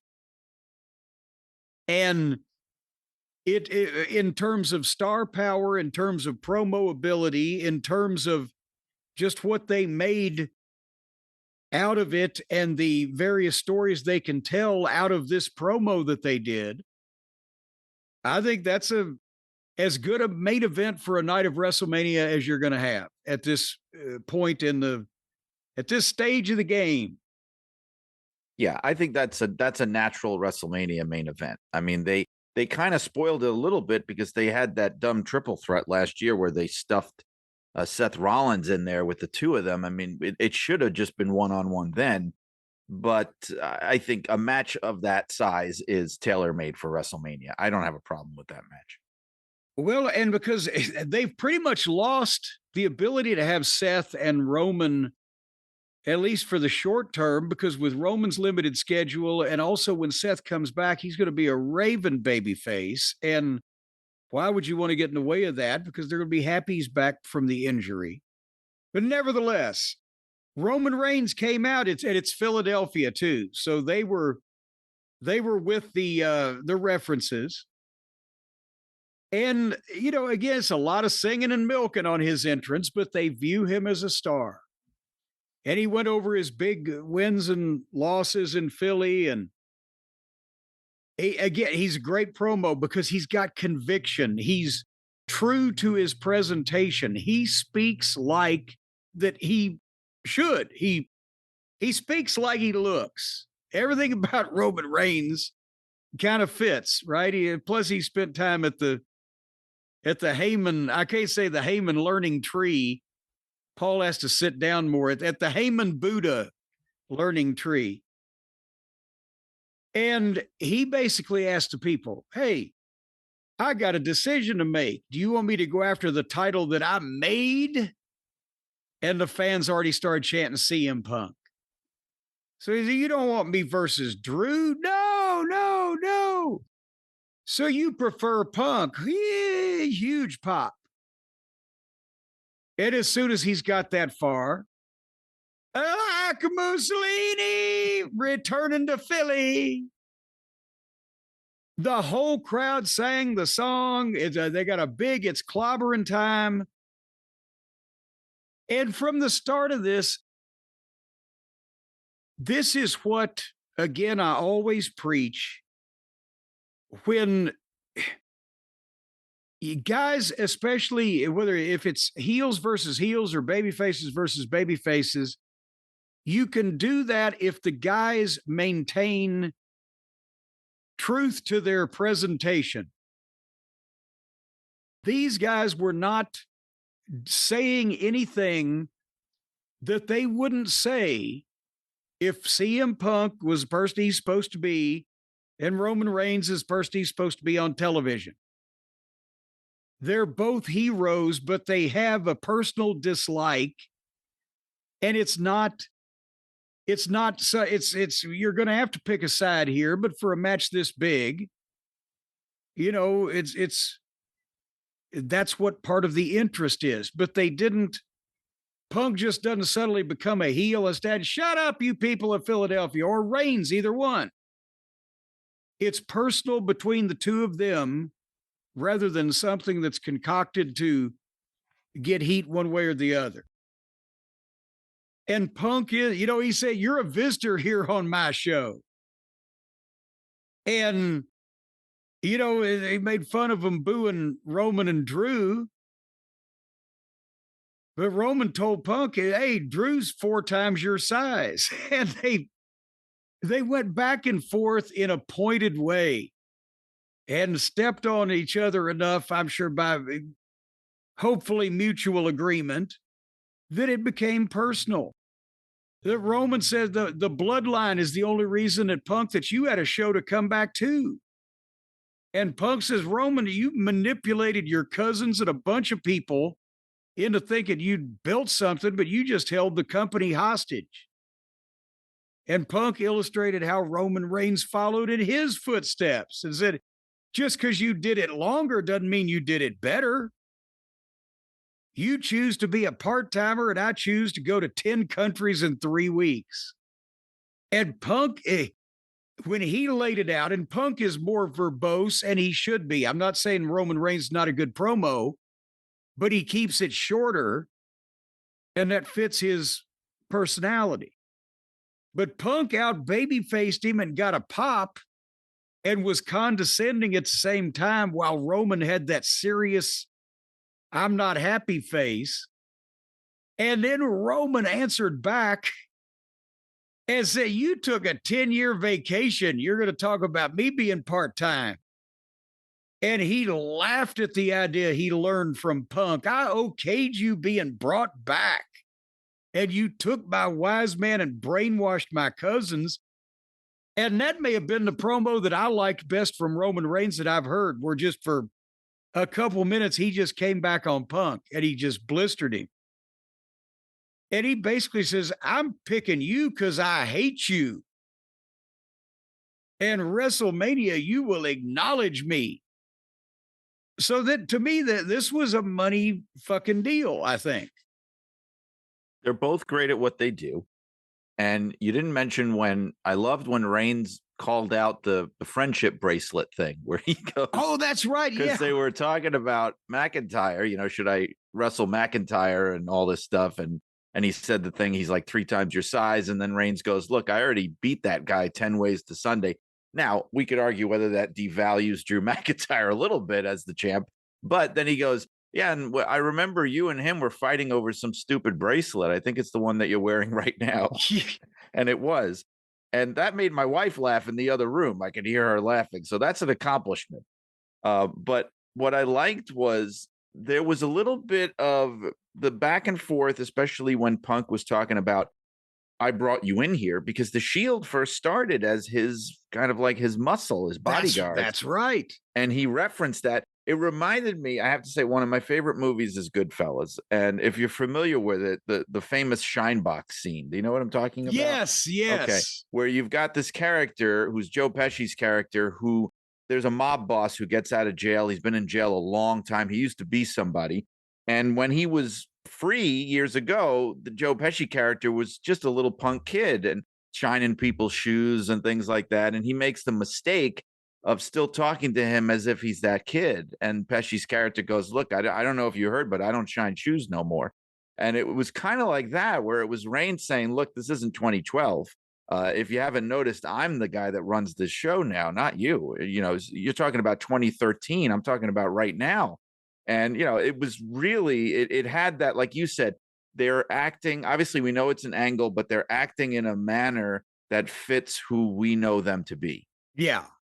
And that's basically the formula, whether there is a legitimate personal issue or whether you can manufacture a personal issue that you can portray as legitimate. That's the basic principle of wrestling. And they did that there in 15 minutes. So I applaud them for that, I believe. But the thing is, Brian, I think both of these guys have found the secret to great promos and great performances in the wrestling ring and drawing money is getting a good night's sleep.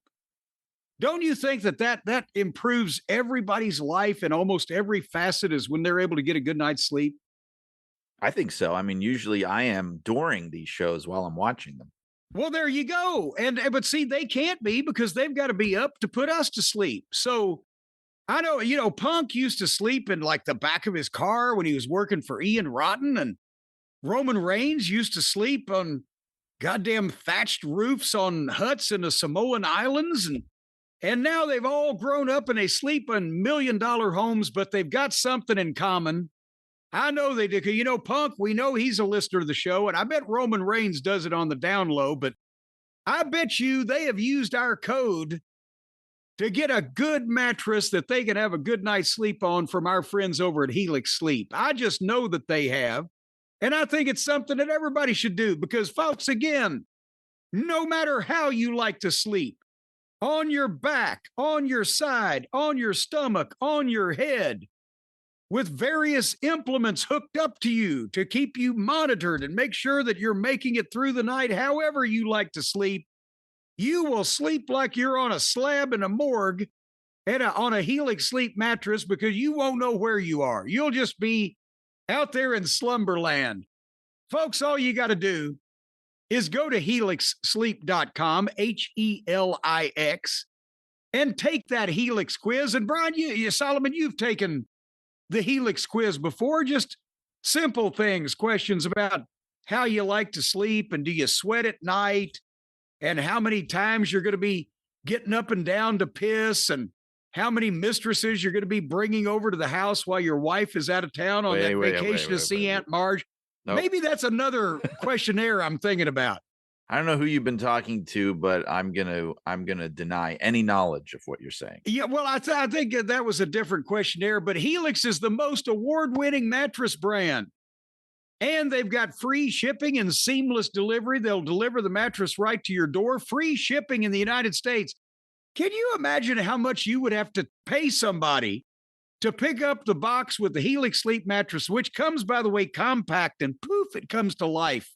So it's easily managed by, mortal man. But at the same time, let's say you're in Scottsdale, Arizona, and you want to get a Helix mattress, free shipping, you'd have to pay some son of a bitch in New Jersey, I don't know, goddamn $150, $200 to carry it all the way to Arizona. And the happy with Helix guarantee, because it offers a risk-free customer-first experience to make sure you're completely satisfied. 120 night sleep trial.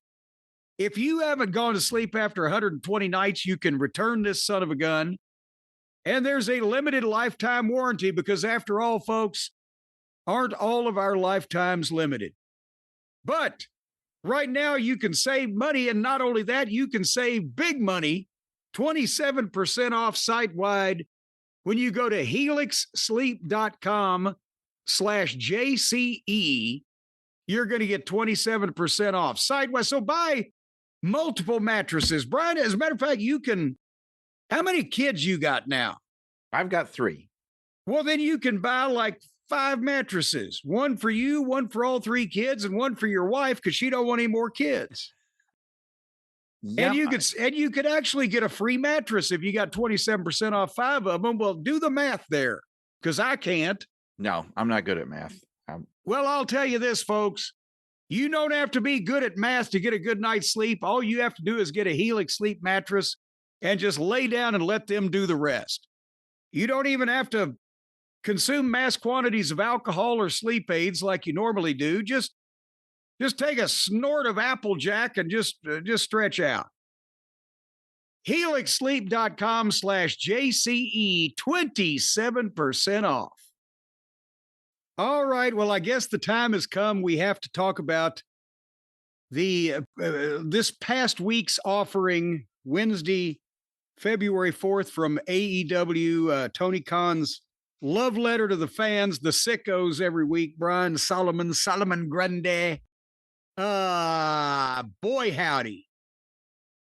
They're in Las Vegas. Was that a giant movie theater? It was like when the Boar Horseman came through the lobby, I expected somebody to be carrying a big thing of popcorn. I just think you definitely owe me because I had to actually watch this show from beginning to end. Is this a normal part of your routine to watch AEW Dynamite? I mean, I want to clarify because people are going to hear that and think, well, Brian Solomon is the news editor for the Wrestling News and he's covering the shows. And how is he not watching the shows? What I mean is I normally do not sit there from beginning to end with my undivided attention live watching the show. Oh, good Lord. I didn't mean for you to have to do that. Well, I did. So there you go. Well, see, I record it so I can zip through the various things that offend me, but they were in Las Vegas and they started the show like they used to do Collision with the backstage 20-second pre-tape promo from the talent in the feature matches, and MJF did good and Brody King did okay. And Kenny just sounds like a big douchebag. Don Callis was actually serious and got bleeped for something he said about Kenny. I don't know what they bleep on this program. I noticed that. Almost anything comes through it. I couldn't read his lips because have you ever stared at Don Callis's lips? I can't say that I have. Yeah. But then they went to Harley and Willow, and I'm like, now they've gone too far. And then Penelope Pitstop and Megan Brain. I'm like, Jesus Christ, how deep we got to go here with these comments? But then they started the show with a 6-man tag team match with the Boar Horsemen led by, of course, Dick the Boozer, John Moxley, and his friends Pac and Danny Garcia. With Marina Shafir, they took on Josh Alexander, our friend Take a Shit, and El Clown. So Brian says you do the wrestling news reports, and we watch this thing, or as much of it as we can stomach, every week. And apparently now there's supposed to be some kind of rivalry between the Callis family and the Boer Horsemen, but they're just already having random matches on television with these guys, and they're really both heel teams, but the longtime attempted murderers led by Moxley, who were trying to take over the company, have now become beloved baby faces because he gave a rah-rah speech. And they're having matches with random members of the Don Fallis family because there's 18 of them, besides the ones that are hurt. What the fuck are we supposed to be interested about in this rivalry between these two groups of random people? I don't know, but they do these kinds of, like you said, these random matches where it's maybe a 6-man or an 8-man or something. And it feels so much like they just have, and this is a company with a pretty deep roster, honestly. They got a lot of people that they do nothing with. And it feels sometimes like they've got about 10 names that they put in a hat every week. And they just pick them out in different permutations and have them wrestle each other in giant tag team matches. And I was thinking that while I was watching this. And that's another thing, that permutation is a word that needs to be implemented more often. I agree. So in this thing, it's the same thing that they do amongst these same people for about 12 minutes.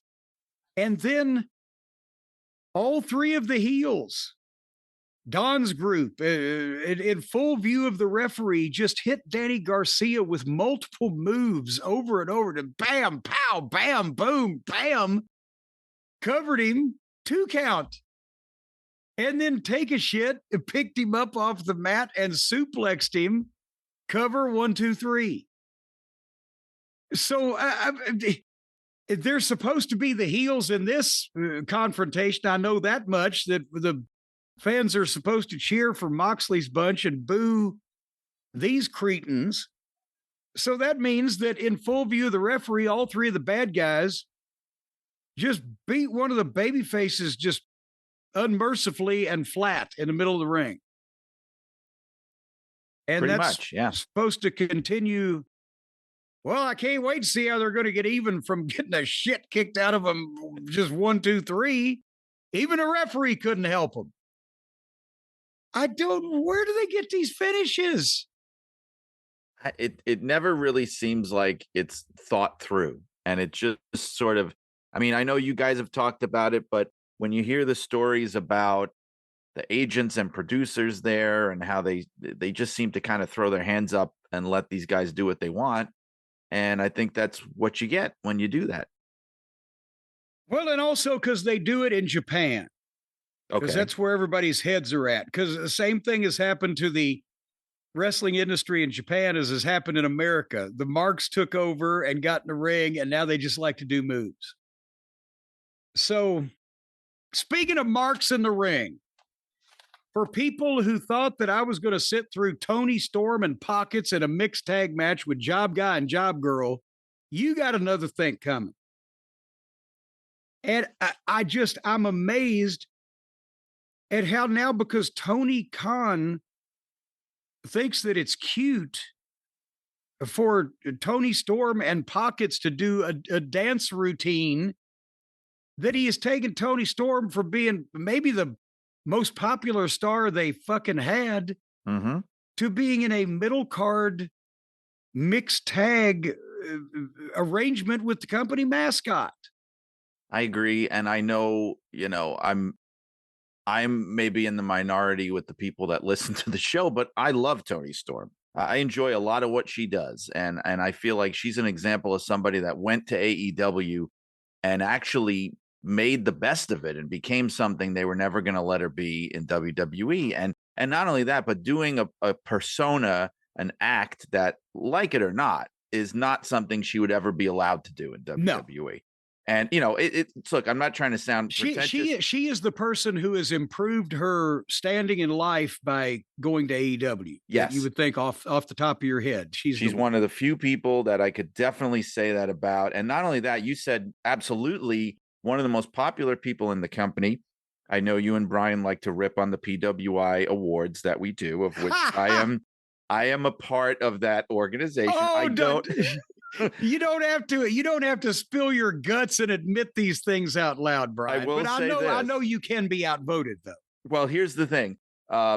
So when they do the awards, not the 500. Now you can hit us all you want for that because I am a part of that rating system, but the awards are legitimately voted on. I'm not going to say that it was not a work back in the after days, but I will say that currently right now it's a legitimate vote. And what I'm getting at is the readers of that magazine did legitimately vote Toni Storm as the most popular to give her that award. And I mean, you can quibble and argue whether she deserves that, but it does show how popular she has been. Well, and so you got to be very careful. I even I liked it when she was crazy and everybody else acted like she was crazy. But when everybody else got into it, then it got too far for me. But I will admit that she did make herself one of the most popular people on the program. And now here she, and by the way, before wonderful Willie Apter calls us, Bill Apter told me at one point in time that the only thing worked about the awards in his day were the number of votes cast. They would take the percentages that the actual people got on the mail-in votes, but they would just act like they got more votes. And to show you how much of a mark I was when I first came to work for WWE. Now I was going off of that, and because I was a big PWI reader, and when I got to WWE in 2000, my first year there, we were going to do an awards thing in the magazine similar to that, votes coming in from the readers. And my boss, Barry, goes, well, you're going to be in charge of getting the mail and reading the mail and all this and seeing the. And I go, well, but Barry, I don't know if I can handle all that. We're going to be getting millions of votes. and they looked at me like I was the stupidest man alive. And then I realized it's because, I mean, maybe we got like a few thousand. It was definitely manageable. And this is WWE. So definitely, they had to be inflating the numbers for sure. Yes. But still they were trying in their own way, to be honest. Anyway, speaking of in their own way trying, poor Mark Davis. He almost got his fat ass into a spot. He almost he was going to be in a push tag team. They were the best looking grown adults in this company as far as a brand new, fresh heel tag team, two rugged looking, brutish fellows. And what's his name? Goddamn, I forgot his name. Old Jake Doyle. In his debut, tears his bicep. Now Mark Davis is on TV losing to Hangman Adam Page. So he almost had a spot there. If you listen to and watch this whole thing all the way through, Brad, did you hear when Sockface called Andrade Andrade? Yes, he did. And he said, Andrade will be here shortly. So again, this is an Adam Page match. 5 minutes into this thing, he was moonsaulting off the bleachers out in the arena onto Davis on the floor. And there is no endearing babyface quality to Page. He has the fake snarl and the scowl for the promos. In his matches, it's big moves over and over that don't beat anybody.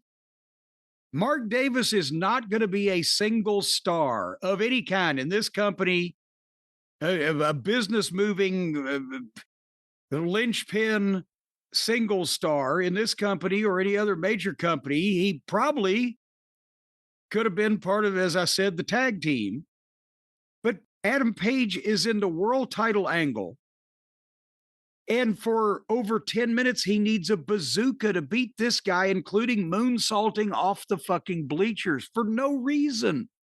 And I think this was the match where, again, a common occurrence in AEW. But when you watch the show actually as closely as I did, it really jumps out. They're outside the ring doing all these things you're talking about. And I think this is the match. The referee is not even pretending to count. Not even pretending, not even doing the fake count thing. She's just standing there and occasionally imploring them to get back in the ring, but she's not.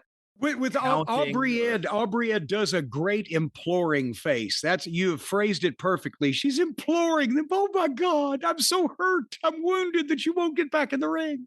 I had Jimmy Corderas on my podcast not long ago, and we were talking about at a certain point, the referees went from getting angry, screaming and yelling and demanding that the wrestlers do things. And now they just kind of beg and plead, and they look like they're about to start crying and like they have no control over anything. And it's very sad to watch. Sometimes they stand back and they wring their hands and have an anguished look like, oh, if I could only stop this, if only I had the authority. It's like what I said to him. It's like a parent with really spoiled children where they get to the point where they're just like, please, I'm begging you, please go to bed. I'm not speaking from experience, of course. Well, because your kids aren't really yours after the DNA, right? So you can't take any of the blame. But so finally, Paige, again, the guy that's in the world title picture, hits a tombstone pile driver on the entrance ramp and then throws this guy in the ring, and he stands up after the tombstone pile driver so Paige can hit him with a buckshot lariat 1, 2, 3. But anyhow, we got the big match that we've long awaited since last week. Andrade. That's what he said. He called him Andrade. Instead of Andre, I can't say Andrade El Idolo. He said Andrade. He sounded like Beck. Oh, to let you. Well, come on now. You can't even say it right when you're calling out Excalibur. You got to be able to say it right one time.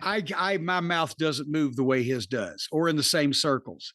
Okay. But anyway, they start this match within 30 seconds. They went to the floor and they did spots on the floor for 2 minutes. And it's the same thing, as you mentioned, no matter who the referee is here, because there's no rules on anything. There's no control. This was not a no DQ, anything goes match. They can't help themselves. It's part of wrestling for them. We need to talk about the women at ringside for this. Oh, well, yes, because right. I thought Jim Hurd was back in charge of hiring the models for Flair's entrance. These 4 women that obviously didn't come there to buy a ticket and had no business being there and were dressed up for the occasion, sitting on the front row, and they're trying to sell. Oh, look, Andrade has all of these women coming to his matches. Yes, when they're paid and booked through an agency. I used to have a ton of women too, but I don't think I was in Sweet Stan's fucking category. But so they're at the same time, they're supposed to be making over him. And when he comes out there in front of them, and they're taking selfies with him. Did you see what one of the models, I use the word models, what one of the young ladies, one of the workers, posted on the internet? You saw this? I did. Yes. She posted a fucking screenshot of one of the segments in the show of some of the guys in the ring. And the caption on it was LOL. Oh my God, this is so fucking fake. Yep. That's what she did. And it's amazing. They paid them to be there. Yes, they paid them. And she was just laughing about it. I think it was worse than LOL, Jim. I think it was LMAO, which is even worse. Oh, well, she was laughing her Oreolas off. I don't know what all these codes mean, but so they took the money and then they just laughed at it, you know? And not only that, but then there was this back and forth. They shit all over it. And normally that costs even more money than what they were paid. Maybe that's their main source of income. I don't know. But there were some people online, as there often are, and they were on both sides of this, and both were hilarious because you had on one side you had the people who were looking at the pictures of Andrade with the women and the videos and going, boy, WWE really dropped the ball with this guy, as if to say, the fans love him so much. So the fans love him so much we have to pay women to admire him. But then the other side of it is you had the poor people, and I felt worse for these people who were saying things like, I think those were plants. I don't think those were really fans. This is an outrage. And you're going, are you new here? Have you just started watching wrestling? Is this something you're just experiencing now? That used to be a thing. Like when Hurd got on the kick where he'd hire the models and shit in WCW 89, 90, whatever. We're like, Jesus Christ.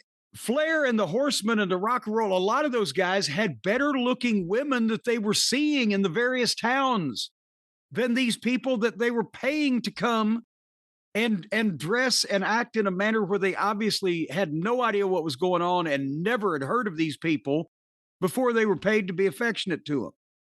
And the boys had better looking fucking women.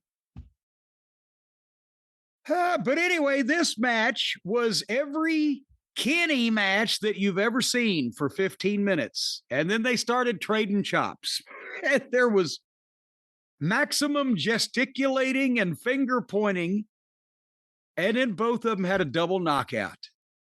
And Don came to the apron and threw a screwdriver to Andrade and then drew the referee. And of course, they've used the screwdriver as their big foreign object, something that you can't work with, can never really use it properly, and looks as phony as fucking possible. But Swerve came down and grabbed the screwdriver from Andrade. And then referee Aubrey, she's everywhere. She ran him off. It bent over the second rope and stuck her head under the top rope so she could be as distracted as possible. So while she ran fucking Swerve off, Andrade could turn around and kick Kenny in the balls and beat him 1, 2, 3. But then the heels left, Swerve came back out, and Kenny was mad because he didn't know why Swerve was involved. And they started arguing. And as soon as one of them shoved the other one, remember what we were talking about Solomon Grundy earlier in the program? They have people with chainsaws and flamethrowers set each other on fire and security don't show up. But these two fucking schmoes shove each other once and the security fills the ring. Oh, Jesus Christ. And we had more finger pointing. And I'm telling you what, I don't care who you are in the wrestling business. You get in a contest of finger pointing with Kenny Olivier, you're going down, motherfucker. Well, it's like the old gag in movies and stuff where they kind of go, hold me back, hold me back. Yeah. And they're waiting for you to hold them back because they don't actually want to fight anybody. That's how it comes across sometimes. But now, again, we've got a situation where almost all of Tony's top baby faces are spending all of their time arguing with each other. And you're splitting the audience. It's like, again, they see Punk and Reigns do a babyface confrontation between two individual stars and manufacture a personal issue. So they think if we have all these guys nattering at each other and whining and bitching about their various issues with each other, it'll be even better. And it just makes a mess, as it usually does. You need stars and focus and ability to speak, if not better booking behind the whole deal. At least with Swerve and Hangman, it made a little bit more sense because they did have a history. They did have this really intense hatred for each other that we've established. And so when they're both baby faces, yeah, you could kind of understand they don't like each other. They don't trust each other. They don't have a history. Here, this was far less explainable. Let's just say. It's the old everybody wants the world title. Right. That's as old as wrestling. But you don't have all of your baby faces arguing with each other over getting to the world title. That's not conducive to anything. But nevertheless, And then they had another a world tag team title eliminator match, Brian Solomon, which I'm gonna skip right over, with Penelope Pitstop and Megan Brain against Willow Nightingale and Harley Cameron. And good Lord, all I got to say is one day some of these girls are gonna get hurt bad. But Tommaso Ciampa, the newest game changer. I love Tommaso. I think his work is great. His look is great. He's in tremendous shape. And now he's doing the promos. They couldn't copyright knocking the chair over. They couldn't take that away from him. He did a backstage promo, but it's serious, good delivery, brief. He's going to continue on the open challenge for the TNT title. He'll fight anybody. And he's already starting to refer to the belt as, I can't remember what name. Sylvie. Sylvie. And what he was doing in NXT apparently was his concept, which is better, of course, than the other things was forced to do. So he's doing this, and he does the promo, and he stands up abruptly and knocks the chair over. He's a very quirky guy. He's different. He's unique. That kind of thing gets over. But, and I'll let you weigh in your opinion on this, even with that, and even with talent, is he going to trip over the bad booking? He's just come in and won the title in his first match, and now he's being booked on Collision to defend the title in a 3-way against Roderick Strong and Claudio Castagnoli. And I was like, idiots, let him beat people in matches, in real matches, one-on-one, and get over and get his moves over and get his deal over, and not have him in random 3-ways where, again, he's just another guy doing spots. Well, because it's like you said, they're not thinking in terms of how do we get him over and keep him over by having him beat a bunch of people. They're immediately thinking in terms of, let's get him in there with some other great wrestlers and have great matches. And that's when you get, but that's when you get, okay, hey, Claudio's great. Strong is great. Let's just have a big triple threat. And they're not thinking necessarily about where this is going. So, I mean, potentially, Ciampa is the kind of guy that could be on that list of people we talked about who actually benefits by going over there. He seems to be the type of person that fits in with what they do in a good way. Because look, in NXT, he was a phenomenon. He was great there. And the whole thing with him and Gargano, and then what happened the minute they called those guys up, the both of them were just immediately exposed. You immediately noticed how small he was immediately. And you immediately noticed how, wow, in NXT, he really seemed like a big deal, a dangerous, intimidating guy. And on the main roster, he immediately just seemed to lose so much of that aura. And I think because he was working against guys that were kind of mid-card meaningless as well. And with Gargano as a partner, it was always going to be, there was going to be a ceiling to it of people taking him seriously. And I think I mentioned this to Brian last the other day. Here on this roster, he looks like a big kick-ass guy. That's what I mean. Yeah. So, I mean, potentially this could be a good move, but like you said, it remains to be seen. And I know, yes, he won a title in his first match, which is great, but how many times have we seen these people? They come in, right? You know, a million times. And it's like Charlie Brown on the football. Every time you watch it, you're like, oh, wow, this guy, wow, this is going to be a difference maker. I can't wait to see what happens, blah, blah, blah. And then 3 weeks later, you forget this person even exists. So hopefully that doesn't happen. But at least they made Action Andrade a superstar. All righty. Then, speaking of superstars, I mean, boy, move over Jim Londos, back up Wild Bill Longson. There is nobody on the level of Ricochet in today's industry. He is a legitimate star in his own mind. And now he's in the again, the trampoline cowboy little clique where he gets to play with all of the former PWG friends from Reseda. So now it was Ricochet against our friend Jungle Jackoff. And I mean, after this made the news, all I could think is this what he wants to do instead of being a member of the cast of a worldwide promotion where, you know, he can make money and be known and do his thing to the extent that the producers will allow him.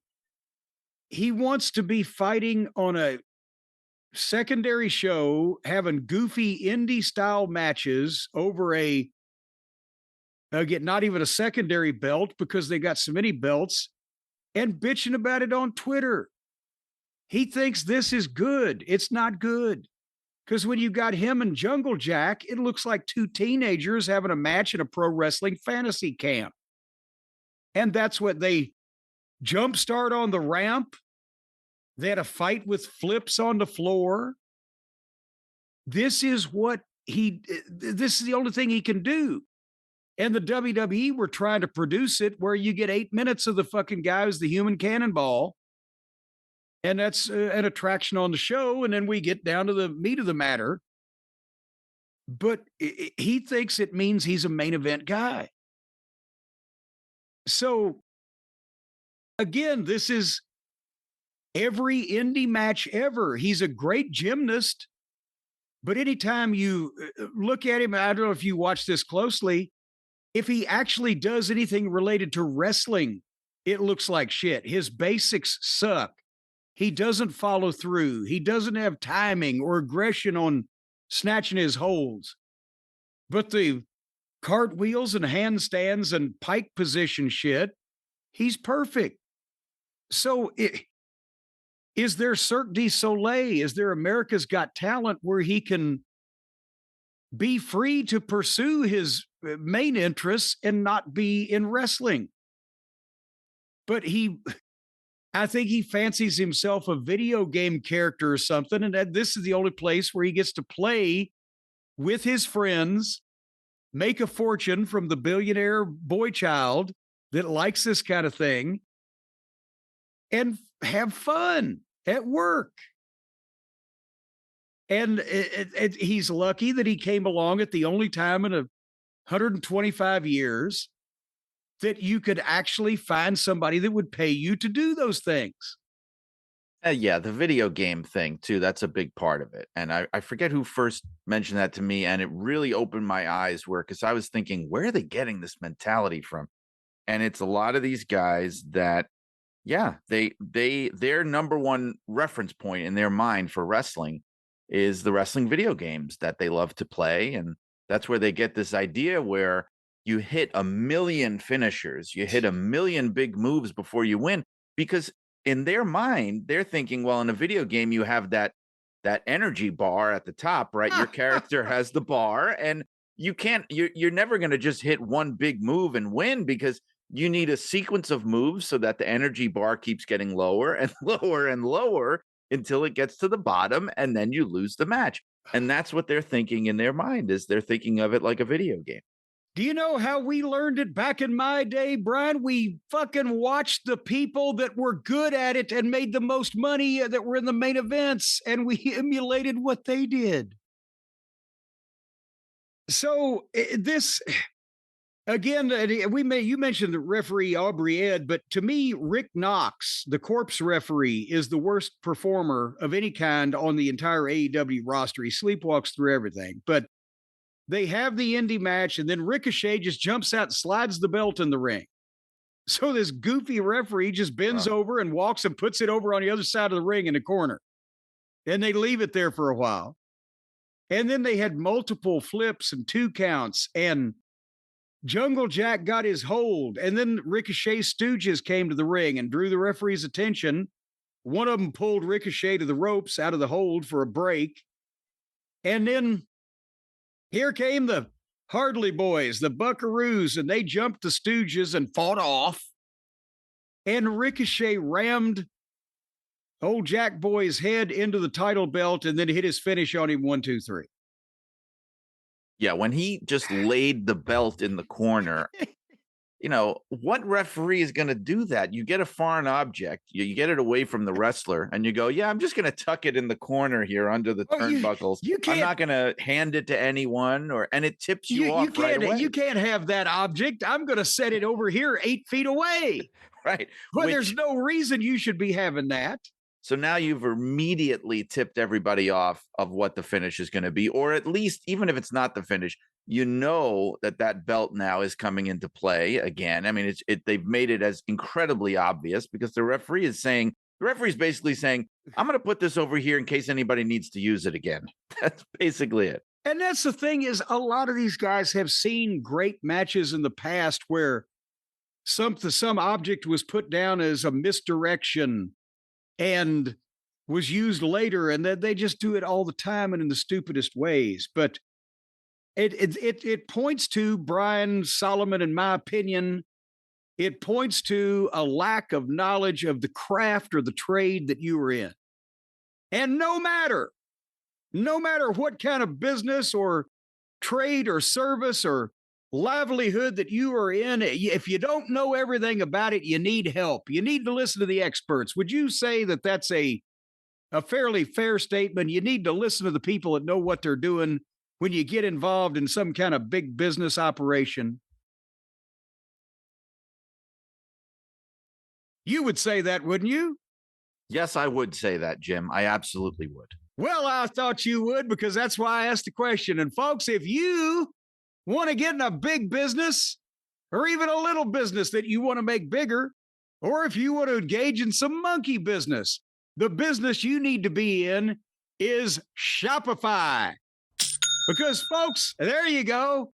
See that? It follows me everywhere now, even when Last isn't around. Shopify is the commerce platform behind millions of businesses around the world and 10% of all e-commerce in the United States.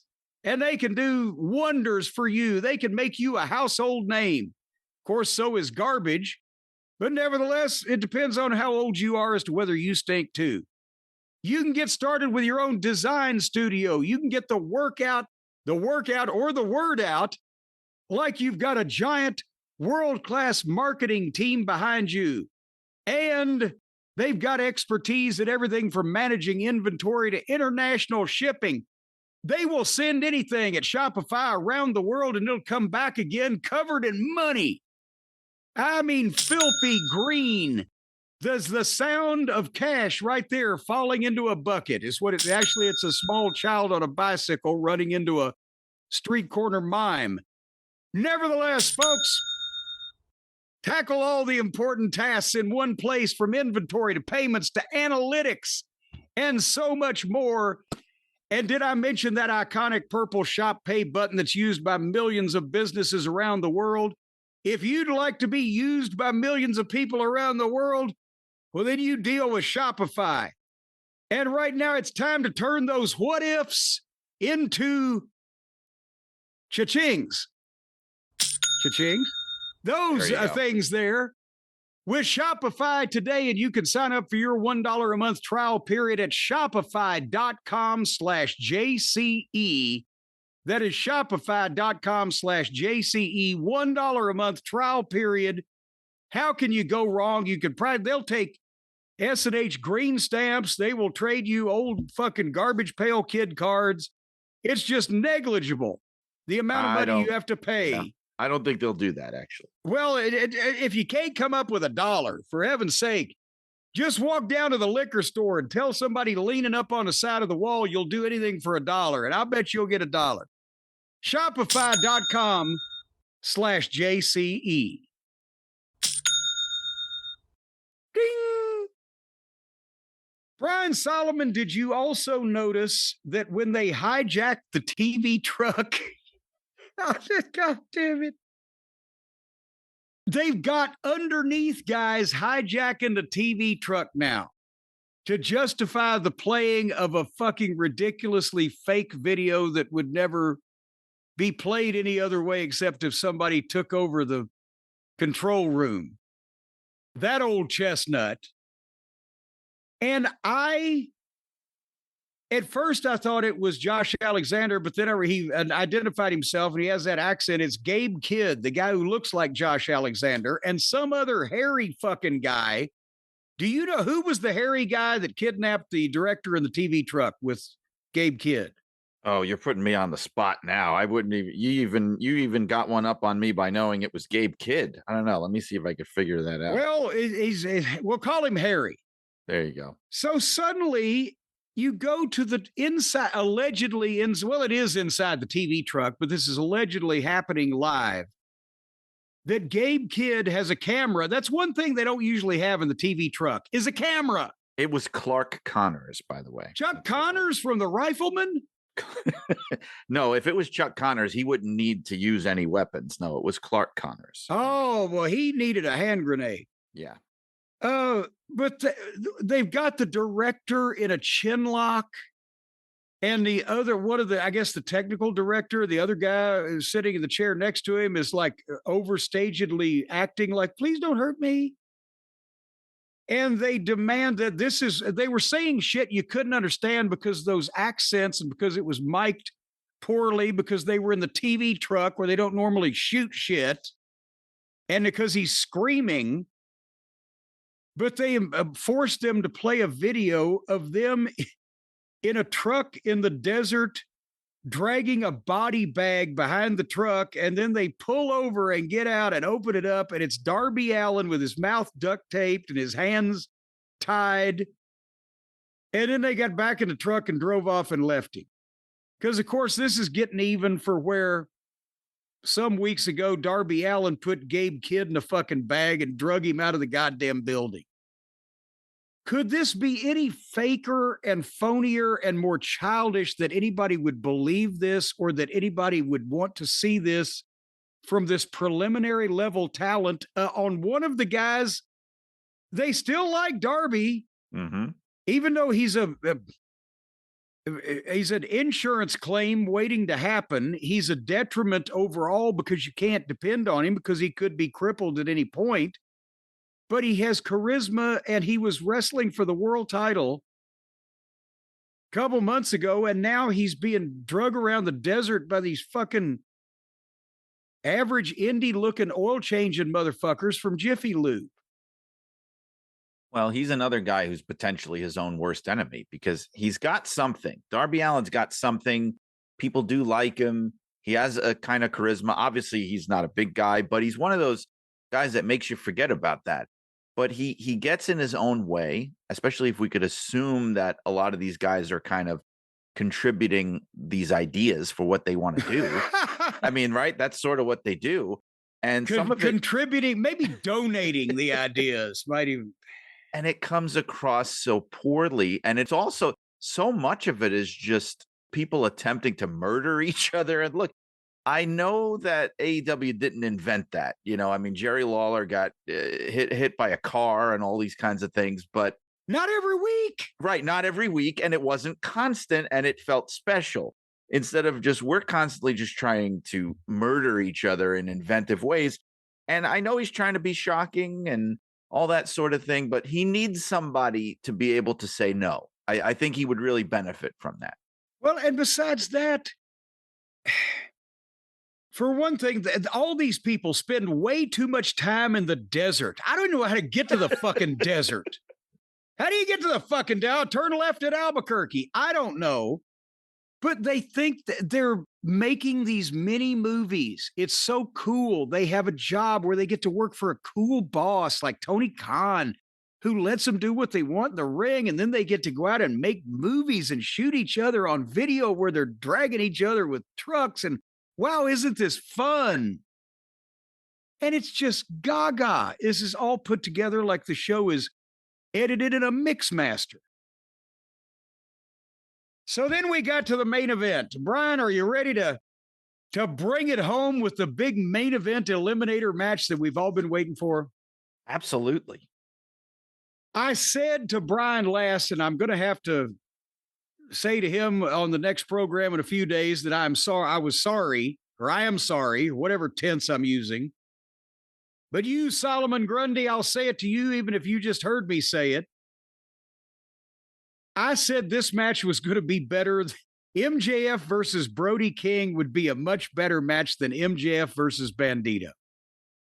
I said that because I was okay.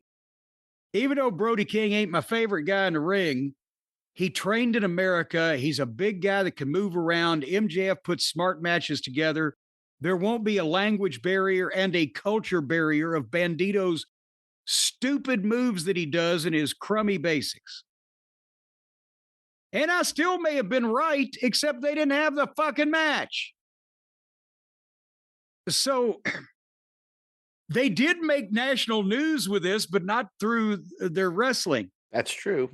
They had the introductions. It's an eliminator match. If Brody King beats MJF or the rules, even if he goes to a draw, then Brody King gets a world title match. But they started the thing with Brody King's entrance. They were already going into overtime. They were 10 o'clock already. I'm thinking, what? They're going a long overrun this time, right? It was that Attitude Era kind of tip off where your main event is starting, 6 minutes before the end of the show, and you're going, something's not right here. Yeah, and I mean they've been used to going 5 minutes over lately or 7 minutes over, and I'm thinking this is going to be a big one, right? Then MJF and then the in-ring intros begin, and all of a sudden, this is what made national news. And I found out why. I thought it was just spontaneous, but there was a reason. But the fans, as MJF and Brody King were standing there about the bell about to ring, just started chanting, "Fuck ice, fuck ice, fuck ice," the whole building. And the announcers ignored it. I would have had to have said something if I'd have been them. But nevertheless, apparently Brody King, and I'm going to give credit where it is due. Brody King apparently helped fundraise over what I saw $50,000 or so for anti-ice efforts. So I have to commend him for that. And I'd never said he was a horrible human being. I'm not convinced yet as a wrestler, although with the roster the way it is now, he may have to grow on me. There may be nothing left. Well, but anyway, go ahead. Sorry. No, I was going to say, well, he's got a great look. He looks, especially in AEW, he really stands out. He looks like a big, tough wrestler. He's scary looking. He's intimidating looking. And he's got that going for him. But my problem is, I'll say two things. One thing I'll say that's positive, and the other thing isn't positive. But I will say I'll say the good thing first. And maybe I'll be make it a compliment sandwich. Yes. Well, I'm going to be devil's advocate here because like you were saying, it turned out to not even be a match. But in a way, I felt like that. Don't you think that helps build the match, that the world title match they're going to have? Because it's that old thing of like, if he could, like the announcer said, if he could do that next week, he's going to be your new world champion. And it kind of puts that in your mind. And also, what was it? It was Paige, right? That caused the distraction. Yes. Okay. So now you're also building that. So now MJF has an issue with Paige. I didn't mind that if it feels like it's leading to something else. However, I'm sorry. Okay, go ahead. I didn't know you had a however. But well, this is the bad side. The bad side is I'm still not convinced, and I don't think any fans are convinced that he has any chance of winning that match. And maybe I'll put my foot in my mouth. It feels like the Sami Zayn thing with Drew McIntyre, where you're going, nobody really thinks he's going to win this title, right? You know what I mean? Well, here's the thing. Well, let's explain, and then I will comment on what you said, but we'll explain what they did. As soon as they started to lock up, Paige's music played, and here came Hangnail to the entranceway and distracted MJF, and Brody King clamped a sleeper on MJF from behind while MJF was on the apron and Brody King was reaching in reaching out over the top rope, and squeezed him for about 5 seconds and dropped him. Then threw him in the ring, hit him with a cannonball in the corner and a big pile driver deal, 1, 2, 3. And then they announced, well, he's going to get the title match at Grand Slam Australia 10 days from now. I see in the middle of all this what they were trying to do, and you hit the nose on the head.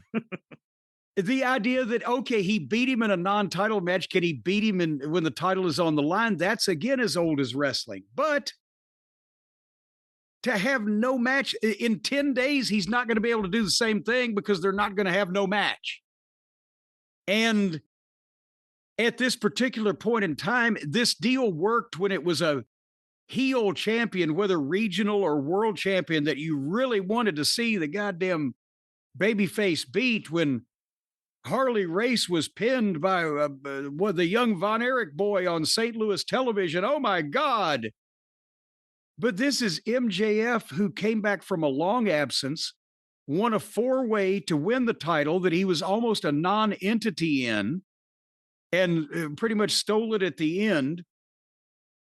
And this is his first program or series or rivalry or whatever they call them these days since he's won the thing. And now he's goddamn been stretched out in 30 seconds by Brody King, who ain't going to win the world title, while all of the top baby faces continue to whine and gripe and backstab at each other over the thing.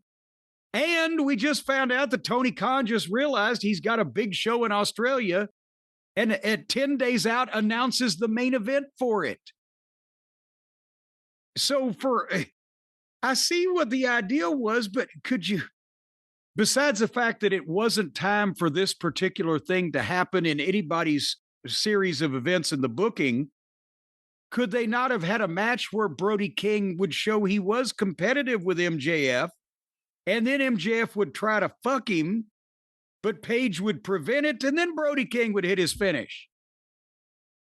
Instead of don't do anything, the world champion got beat by a 5-second sleeper and ass to face to pile driver in 30 seconds because he took his eye off the fucking ball. But the guy will never do it again because Page would have to come out and distract him again. And then, and I'll let you comment, I'm sorry, but while I'm fired up, then Andrade came back in and knocked the fuck out of Brody King and gave MJF his finish. So now the world champion has been laid out by Brody King and by Andrade. And then Adam Page got back up and buckshot at Andrade. And then he went for a buckshot on MJF, but MJF kicked Adam Page in the balls. And then Brody King was back up and power bombed MJF. And then picked up the title belt. So what the... At least they got a point across that they could hang their hat on, and then everybody got back up and did something more to everyone else. So the one guy had to no-sell. MJF first had to no-sell fucking Brody King's finish. MJF also had to fucking no-sell fucking Andrade's finish because he had to be back up to kick Page in the fucking balls. Meanwhile, everybody else that got their move had to be up to do the other fucking thing. So what are they doing?